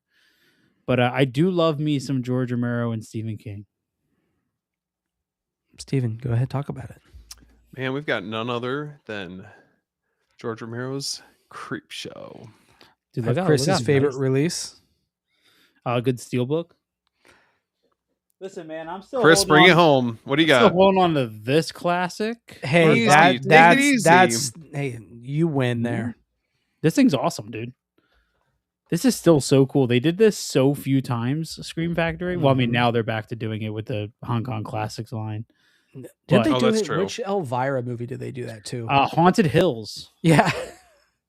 Elvira's Haunted Hills, they did it for. And then, of course, the Halloween, franchise, Yeah. they did it for all of them. Yeah, what's your favorite segment and well, for those who don't know, Creepshow is an anthology. Mhm. And heavily based off the EC comics, which were just incredibly bold, violent, disgusting comic stories. And you have Stephen King writing the stories as well as starring in one of them, and then George Romero directing. And I think what's most impressive about this movie is the cast. You have the likes of Leslie Nielsen showing up. Very young role for Ed Harris Mhm. in here. Yeah. He was in the Adrian opening one, the Barbeau. very first one. Yeah, yep. Tom Savini makes an appearance. Tom Yep, Adrian Atkins, Barbeau. Yep. Tom Yep. Atkins. Oh, the yeah. man A himself. Atkins. mustache-less Tom Atkins is the weirdest thing you will ever see. It's weird. Slapping Joe Hill, Stephen King's son, Yep. who plays the little boy in the wraparound story. Stephen King as Jordy. One of the Meteor shit. one of the weirdest but awesome characters. Basically plays himself, I'm convinced. Are you convinced he plays himself? You think that's what Stephen King is like? Dude, have you seen Stephen King? Yeah. He's a kind of a Ted dorky Danson. looking guy, right? Yeah. Yep. Yeah, Ted he's in Danson, that. yep. That okay. So you asked what my favorite segments were. That's one of them. I really like that one. Leslie Nielsen and how twisted that is. Just imagine, just going, being forced to buried up to your neck in low tide, Yeah. just for Well- the tides to rise, and Well, let's break this down individual. So the movie starts off with Father's Day, which I want my cake. I want my cake. You have young Ed Harris in Yep. this, who is incredible. Like, looks fantastic.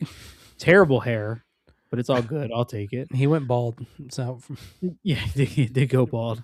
Of course, you have Stephen King popping up in The Loathsome Death of Jordy Verrill, where that one has a very bleak ending. Yeah. But just incredible effects. Oh Like, yeah. incredible effects. And even that ending, the ending of the segment, I remember hearing about, I think when I was watching Just Desserts, which is the making of Creepshow, a full length making of Creepshow. And they were talking about how the stuntman who did the final moment in that with the shotgun blast when Jordy decides to take his own life was like caught him on fire because he's covered in like moss and incredibly flammable material. Because at that point, he's just a full blown He's a plant bush. man. You know what I mean? Yeah, like he's a bush at that point. You were talking earlier about something that tied you over, Yep. which is Leslie Nielsen. The incredible work that they did to get the underwater Oh, that shot shots at the Oh end. yeah. of Yeah. him. Yeah. Just great. The Also, visuals for it too are just like Mhm. I don't know, across the board for the whole movie are just I don't know, it's like very, very special the way that they went about doing it. This feels something that tied you over was always like the one story that felt darker to me Mhm. Oh yeah. because it doesn't really go into the like the excess until the ending of it when the bodies return to get Leslie Nielsen. But And it's- until then, it's pretty calm and Mhm. very, very scary. And for someone like Leslie Nielsen to play that kind of role, you see him in Naked. Everyone knows him from Naked Gun. Yeah, Mhm. Airplane, Naked Gun, Airplane, yeah. Police So, Squad. Yeah, I mean it's that's pretty what everyone- crazy to see him take on this very and he's sadistic. so good. Yeah. He's so good. And I remember watching Just Desserts and them talking about just how many problems they had shooting on the beach. And it was shot in New Jersey. I'm looking at that right now. That's crazy. Yeah, it was shot. Does it mention where in New Jersey it was shot? Because I'm trying to remember. Is it Greensburg? Is it Or at least- Greensburg? Or at least, yeah, most of the film was shot in an The beach. empty all-girls school located outside of Greensburg, Pennsylvania. Well, yeah, but the beach was in. Oh, the beach. Yeah. Let me. I know it was in New Jersey. I just can't remember if it's in my part of New Jersey or if it was. Berkeley Township. Hang on. The beach. Berkeley Township, okay. Google AI says the Island beach for Something to Tie You Over segment in horror anthology film Creep Show was filmed at Paradise Cove in Malibu. No, that's not true. It was shot in. Oh, here we go. I found State it. Park? Berkeley State Park. Yes, Berkeley State Park. Yep, Berkeley. Yep, at Island Beach State Park. Yep. We should do a live stream together. We'll all get together out there and we'll replicate it. Also, guys, Galen Ross is in this segment, Yeah, which is incredible too. I actually Yeah. saw her not too long ago. The crate, which is probably the most crowd iconic. The crate of the crate segment Creep Show to me is like the raft in Creep Show too.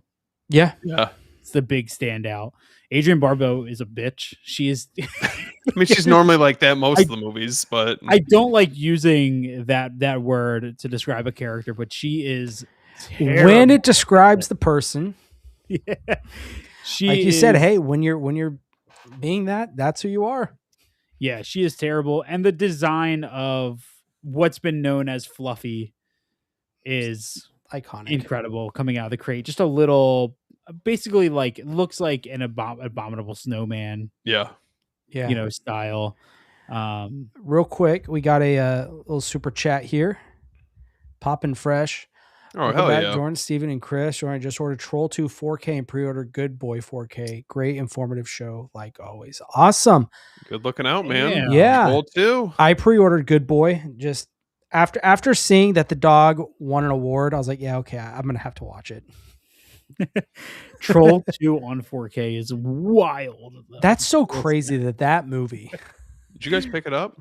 No, dude, you couldn't pay me. If Movie Room reached out to me and was like, we're begging you to review Troll 2 on 4K, I would pass. I would say I'd review it, but you're not gonna like what I'm gonna say. No, I get probably that some wouldn't people review have it. like an attachment to that movie. Well, it's but- like with Garbage Pail Kids. Like, that's not a movie I have That's no not my desire thing. to own. yeah, that's just not my thing. Like You know, somebody recently, a creator in our space recently posted about how they hated Garbage Pail Kids. And I was like, I don't agree with him on a lot of things. I was like, but I heavily agree with you here. That is not my thing. Like, I will say, in all fairness, Vinegar Syndrome did a phenomenal job with the packaging. You could even borderline almost nearly sell me on picking up something like that. and Just and how you know, nice and it I is. feel bad for the people who collect all the VSUs. because they have to know? get that. I mean, if you're determined, yeah. I It's like will how I say- am with the Vinegar Syndrome Shutter line. But I will say though, here's my thing. Troll 2 to me is a fantastic return to form for Vinegar Syndrome. Yes. I don't think there is Yeah. a more Vinegar Syndrome title than Troll 2. It's just not my title. Like it's not my type of movie, but to me that is the ideal Vinegar Syndrome movie. Same with Garbage Pail Kids. Now let's Uh, see if they Troll get. 2, I'd probably come around on picking up over Garbage Pail Kids. I do agree with that. But let's see after their Warner Brothers deal if they get to put out the Devils. We'll Little bit see, of Ken man. Russell. I feel like that's like a pipe Little dream. Ken Russell. Hey, So let me get to this last one. Just we got one left. They're creeping up on you. Starring E.G. Marshall from Christmas Vacation. you Yeah. know about that one Yes. is for other than the great shot at the end, right, with all the cockroaches. When I think of these shorts, for me, I sometimes forget about that one. Just because for me it's always the crate and then that's the end. Well, I remember going a long time without seeing Creepshow and then watching it again, and I remember forgetting how many segments there were. Because I went through this period where I watched Creepshow 2 more, where there's only 4 segments. So I thought the first Creepshow was only 4 segments as well. Hmm. But it's 5. Creepshow 2's significantly shorter. Yeah, it feels like it's like it could benefit from having another story in there. But let's have the honest conversation. People act like Creepshow 2 is like a huge step down from Creepshow. Mm. And I don't believe so at all. I think Creepshow 2 actually benefits from having 4 stories. It moves very well. All of the stories are great. I think all 4 stories are absolute bangers. Old Chief Woodenhead is awesome. You know what I mean? Like Old Chief Woodenhead is fantastic. Yeah. Fan favorite, really? Hey, Old Chief Woodenhead might be a fan favorite. Yeah. The Raft is my favorite of any Creepshow. Oh, it's so creepy. Like that's my favorite of all of them. You have The Hitchhiker, which is one of the nastiest stories of the Creepshow films. The degradation of that character throughout that segment is incredible. Going from, a few cuts on the face and some road rash to just full blown, almost a skeleton Yeah. at the end of it, is incredible, man. Oh wait, there's only 3 stories. Yeah, I was just looking at it and I was thinking 4 because of the wraparound story. That's why I was thinking 4, because there's always that wraparound. Do you guys consider Creepshow the best anthology film?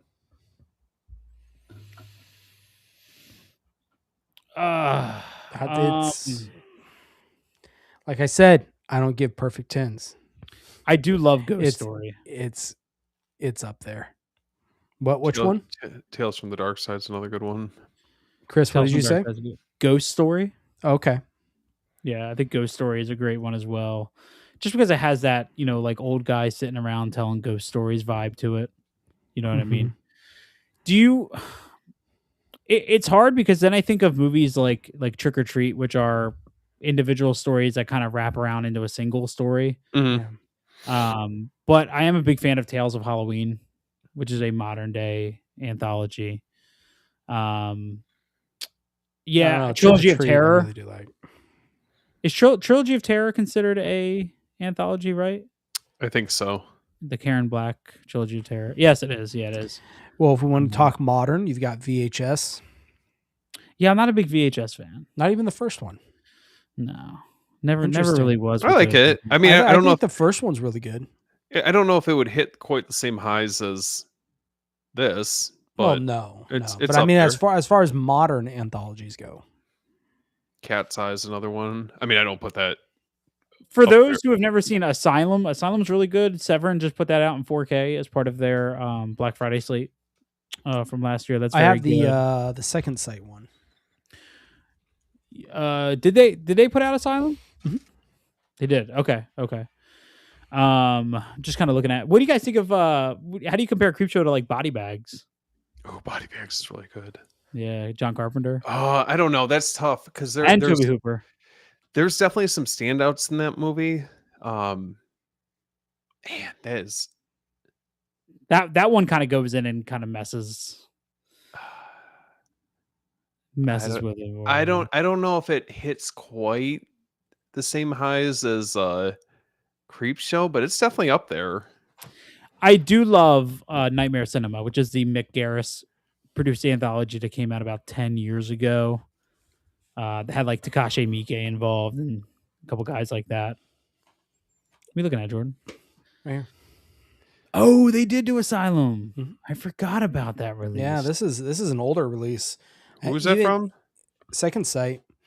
It's just a Blu-ray, but it's actually back when Second Sight did posters, which just please do posters again, Second Sight. Ain't no one wants lobby cards. I didn't realize that Second Sight did Ghost Story on Blu-ray. They did? I guess. It's first I'm learning of it. Well, I would say my Ghost Story is just a regular studio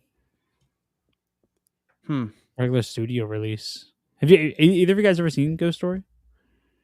It's been a long time. That's why I was actually going back and looking at it because I wouldn't mind picking this up. Yeah, that's very good. Yeah, it looks like Second Sight did do Ghost Story. Was it like a limited edition version, or they just do a I think it was just like a standalone, just a regular one. no chunky box, huh? No, not yet. Which makes sense because they did, The Changeling as well. I love that movie. Yeah, The Changeling. Man, Yeah, I mean, Creepshow it's a ton of fun, man, and it's really, to me, just, and I hate using the term like masters of horror, but you have two incredible influences to the genre. Obviously, George A. Romero, one of the most influential horror directors of all time, directing Stephen King's writing, one of the greatest horror writers ever, one of the most influential writers of all time, I would say, not just of horror, but of all time. And the love and dedication to EC Comics that are in here with those crazy flash frames and the coloring and sort of the comic book panels that erupt in. You have effects work by Tom Savini all throughout this, which was still early Savini. This is before Day of the Dead. It's really some pretty incredible stuff. Yeah.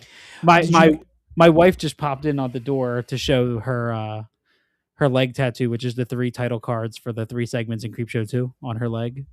Oh, that's sick. That's pretty cool. What did you guys think of the TV show? The series? Oh, I love it. I think it's great. Yeah. Actually, literally, it's right next to me. Like, it's the closest thing Let's to see my it, office. because I didn't pick it up. I do want to pick that one up. I don't have the box set because okay. I have all the individuals with the slips. So I have season 1, season 2, and these are getting rare. These are rare to find now with the slips. Oh, you keep the stickers on your slips? Season 3 and season 4. Nice. Yeah, dude, I thought the show was great, man. I mean, it's definitely not anywhere near quality wise to the original, but I mean, Greg Nicotero does love these movies, and he gives a lot of filmmakers, a great chance to kind of come in and get involved and kind of leave their stamp on the legacy of Creepshow. Yeah. And I think that's what's best. And you have a lot of actors that come in and a lot of great directors, and I think it's really enjoyable. I do think it gets weaker kind of as it goes along. There's a couple more like weaker segments. But I thought it's a shame that it's over. Yeah. I definitely was pleasantly surprised with the quality of the stories. And I agree with, like, there are a few kind of misses out of the bunch, but I would say that there's more hits than misses when it comes to the series as a whole. What's your guys' thoughts on Creepshow 3? The lovely, terrible Creepshow 3 that nobody even knew came out, including me. What? I don't think I've ever seen it, to be honest. I just haven't heard the Are best you things on it. serious? Yeah, Yeah. Scream Factory did a very limited Blu-ray release of Creepshow 3. What? It's terrible, dude. From 2006. Don't even think about it, dude. Don't even be a completionist when it comes to Creepshow 3. Yeah, take it easy, Jordan. I see what you're doing over there. Coming from the guy that has Creepshow 1, 2, and every season of the TV show and doesn't have 3 and considers myself a completionist, you don't need it. I'm just curious who's in it. Nobody. It's 100% AI. It's early form of AI. Well, I have to say 1982 overall. Yeah. Definitely some really solid movies, even ones we didn't have a chance to cover. Let's as we go along, we've kind of given a sneak peek into the year that we will be talking about Real quick. And before I we will dive into say- that, I just want to say, because I didn't get a chance to say what's up to Jeff is in here. What's up, Jeff? I always want to say hi to Jeff. What's up, Jeff? What's going on, buddy? He was talking about how he thinks Creepshow 2 is a good sidestep from Creepshow 1. Creepshow 2 is awesome. 3 Minutes Physical Media, Christmas Horror Story, Tales of the Hood, and Two Evil Eyes. Ooh, I like Two Evil Eyes. Yeah, do you consider Two Evil Eyes an anthology? This is 2 separate stories, technically. Loosely. Which, by the way, I did see that Trick or Treat is considered an anthology, even though all the stories are woven together. It is still considered because it's segmented, technically. Mm-hmm. Which Trick or Treat would be a favorite of mine as far as all-time favorite anthologies. Mike Dougherty just crushed that movie. Oh, that movie is such just... And the vinyl that's coming out from Waxworks. Oh. The music in there is great. I love the score for that movie. 1980. Oh, sorry. One more thing. Go ahead. Jeff has Creepshow 3. I didn't even. Jeff, we need to talk after this. Yeah. I need to know more about this Creepshow 3. That's quite the responsibility. Okay, sorry. Go ahead. No. I was just gonna say I'm looking ahead to 1983, and I'm very excited for 1983 for a whole bunch of reasons. I think this is going to be our hardest episode yet. And I'm very excited because there's so much stuff in 1983 I want to rewatch before we do it. Okay, so I'm not going to watch it beforehand, but 1983, The Keep came out. Oh, I love that movie. You also had Cujo. Oh, gosh. Come on. Sledgehammer, as well as infamous Canucksploitation film Curtains. That's a good Christine. Christine came out. Yep. Videodrome. A personal favorite of mine, Steve. I think you enjoy this one as well. Mausoleum. one. Yep. Which is one of the most bonkers. Sleepaway Camp. Yep. Sleepaway Camp. Videodrome. The Deadly Spawn. The Dead Zone. Psycho 2. Better than the original Psycho, in my opinion. How have you guys not mentioned Jaws 3D? I was getting there. Skipped over it. How have you guys not mentioned Microwave Massacre? That's a TerraVision title if I've ever heard one. Listen, I've been on a huge Shaw Brothers kick, and Seeding of a Ghost came out in 1983, which is in the new Shaw Scares as well as the imprint Shaw Shock set. So I might have to watch that twice. A Blade in the Dark, Lamberto Bava. Yeah, Blade in the Dark. I mean, this is a really tough. Blood Beat came out as well as The Black Room. Jesus, man, this is pretty. House of Long Shadows, Curtains, which I already mentioned, man. Why don't you? Jaws you did. 3. Sorry, Jesus. Did you guys mention Jaws 3? Yes. You know, can we? I'm not a Dead Zone fan. No? No, I don't. I think that's Cronenberg's worst movie, in my opinion. We've got The Alchemist. I don't know if I would say it's his worst, but maybe it's the one that I don't come back to as often because it just doesn't feel as Cronenberg-esque. Yeah, but Tony Scott's The Hunger did come out in 1983, and if nobody's ever seen The Hunger, do yourself a favor and get on it because that's one stylish movie. Hey, there's Kroll. Kroll? Yes. Love Kroll. No, I'm just kidding. I don't love Kroll. Curtains. Are you a big fan of Curtains? Anybody? Canucksploitation? Yeah, that's solid. Amityville 3D. Oh, dude. Yeah, 1982. What a year, man. Yeah. Yeah, it's great year. think we hit all the high points. And I think we hit both spectrums in terms of Italian cinema. I mean, we got a Both chance to talk about New extremes. York Ripper, which is, pretty good night. Yeah. And then duck and toes and Duck and toes. Glass bottles. glass Oh. bottles. And the crazy thing about New York Ripper, man, is the toe scene just keeps going. Mm-hmm. It just keeps going and going and going. And you're like, I think what's going on is going on, and then it keeps going and going. And then my favorite part is like she just leaves. She's Yeah. like, okay, thank you. No worry of toe fungus or anything at all. Long nails, nothing. No worry of any of that. It's all good though. It is what it is. Yeah, 1982 is fantastic. So I think this whole list was great. Tenebrae, definitely support all of these on physical media. They've all had fantastic releases. Creepshow is now on 4K from Scream Factory, even though I'm not letting go of my hardbox Blu-ray. Summer Party Massacre as well. Do you have the blue or the red hard box? You thought that's Creepshow 2? Yeah, isn't that what we were just talking about? I mentioned the first Creepshow. I have the red box from Creepshow 2. Did they do multiple colors for the 4K? They just not the 4K, but the Blu-ray release, wasn't it? Yeah, I have the 4K of Creepshow 2 from Arrow. It's the red box. So Tenebrae has a release from Synapse, and then New York Ripper, Blue Underground, Poltergeist. There's a couple different versions. Well, Tenebrae, you can also get it through Arrow as well. Oh, that's right. Yep. The Thing is studio release only. Well, there's an Arrow Blu-ray.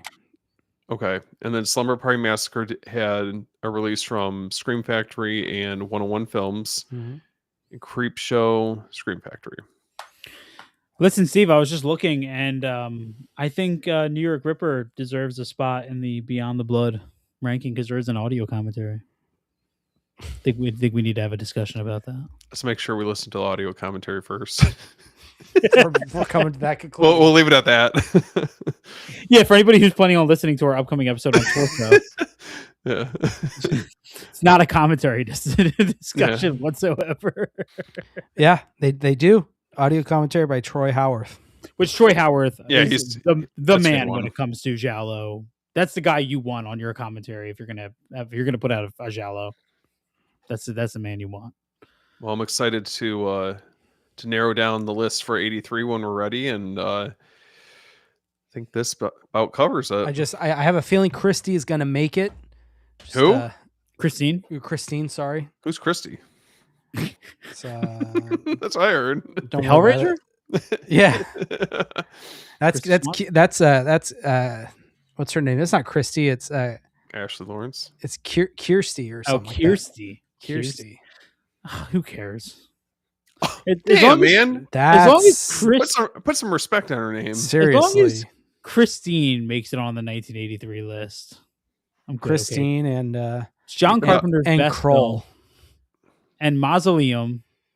If Mausoleum does not make it on the list, you heard it here first. We're going to be talking about Amityville 3D and Jaws 3D. Yeah. Dude, the double feature that I've always wanted. Jaws 3D. We're like the essential viewing for 1983 is Jaws 3D. There's nothing like Jaws 3D was a movie I ever exclusively saw SeaWorld in 3D on TNT. Like I don't think I've ever watched Jaws 3D outside of it being on TNT when I was young. And just that iconic shot of him floating through the water. It just looks like two photographs and they're just moving the photograph on top of another. He's just floating along. It's incredible. Jaws 3D. Yeah, we should call it. Yeah, we should do Beyond the Blood in 1983D. We're bringing it back. It's coming back. All right, let's wrap this up. All right, guys. Well, that's another episode, 1982. Chris, why don't you go ahead and tell them where they can find you and what you're up to? Always at Bearded Film Guy on Instagram, and one of the two hosts of the Beyond the Blood podcast, which is kicking off its third season in 2 days on Tuesday, January 13th. We're going to be releasing our episode on Torso with Ryan from the Disconnected. He was our guest.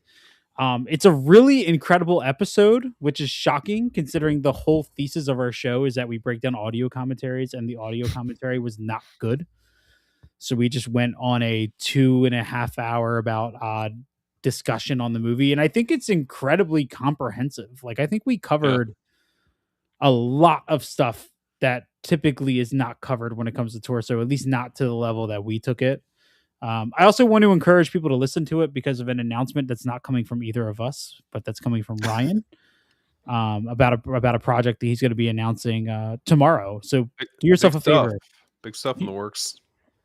Huge stuff. So do yourself a favor and tune into that. Nice. And Steven? Well, you guys can find me at After Hours Video. I'm on all over social media, and I'm the other co-host on Beyond the Blood. We're very excited to launch the Torso episode that we have coming up on the 13th. Very proud of that. It was a lot of fun getting to hang out with Ryan and talk all things Torso and Sergio Martino.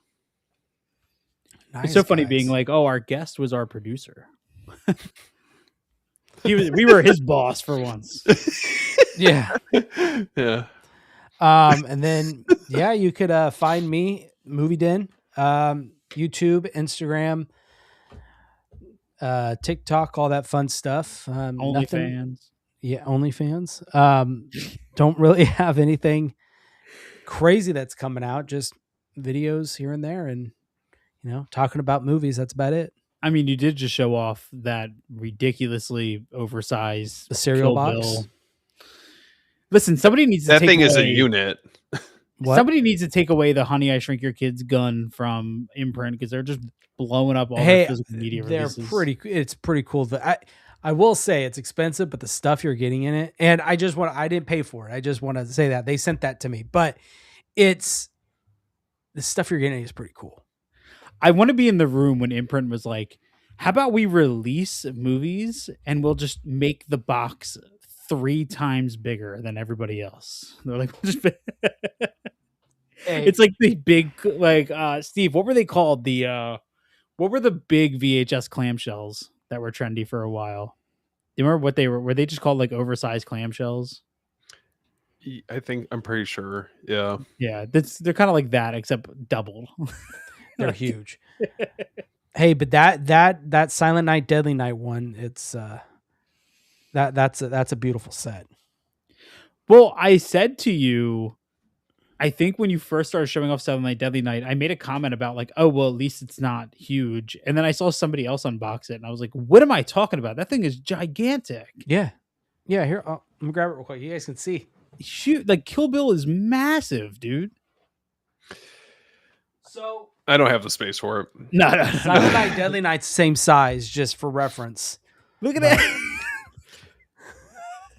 Jordan, if anyone ever broke into your home, you're more than protected. It looks. And people were complaining about the size of the X trilogy from A24. Yeah, I know. No, where are you keeping that, dude? It's on its own shelf next to my Halloween jack-o'-lantern. Oh my god, dude, that is out of control. It's comically big. Hey, that's bigger than my laptop screen. But what's cool, it's bigger than mine too. What's cool though is I do like how they put it in the little protectors. So that's pretty sweet. Yeah, you need a custom protector for that. What do you mean? That's massive, bro. Yeah. But what in there is that big? So at least in the Kill Bill one, you're getting a hardback book. That's that big? It's a photo book. I mean, it's like a coffee table book, like from here, like there. It's like okay. It's a pretty. I didn't realize book. It was that big.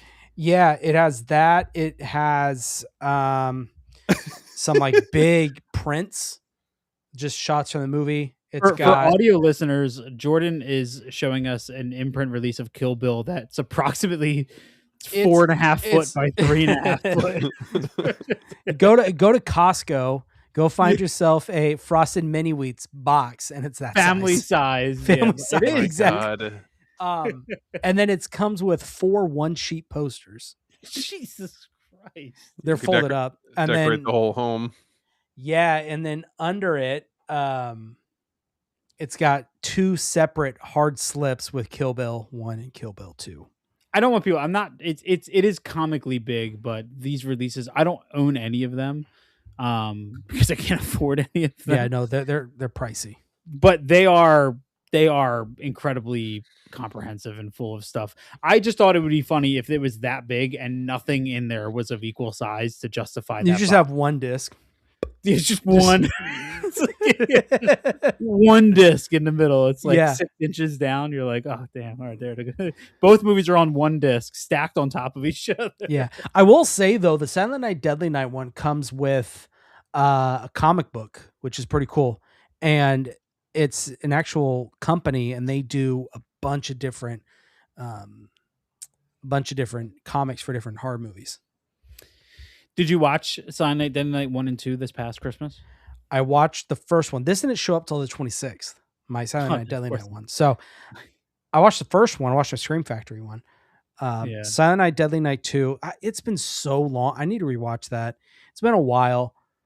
I think like 43 minutes of that movie is just the first movie. Yeah. It's like I watched both of them right around. Yeah. Well, I watched all 5 of them. And then I picked up, Christmas. which is funny, is this one showed up on the 28th. Stupid was the Vestron 3 through 5. Oh yeah. Oh, dude, it's so good. Yeah, I remember joking with my wife. I was like, oh, I might as well just show you Silent Night, Deadly Night Part 2 because it just shows the whole first movie anyway. Yeah, you're not wrong. It's like Terminator 2. You get the story. What? Yeah, you don't need the first Terminator. Just watch the second one. You get the gist. No, you don't. they're not even remotely close. The story's there. You know what happens. It's like if Terminator 2, if the first hour of it was just the Terminator 1. No. It literally is like Silent Night, Deadly Night 2 is like, oh, all right, let's talk about your brother. And he's like, all right, here's what happened. And then he just replays Silent Night, Deadly the whole thing. And then it becomes his movie for the final 40 minutes of like the 80-minute runtime. You know what I mean? Yeah. All right, guys. Well, I think that about does it. 'Twas a pleasure. Thank you so much for coming on and talking about 1982. I'm excited for 1983. We won't wait 3 months before we do the next one. So no. Yeah, I felt a little rusty on this one. You know, I had to get back in the swing of things after some months off. Yeah. But That's we'll okay. be back. Sweet, guys. Well, hey, I'll see you later. Everyone in the chat, thank you for stopping in, and yeah, thanks guys. Thank you. Bye. Bye-bye.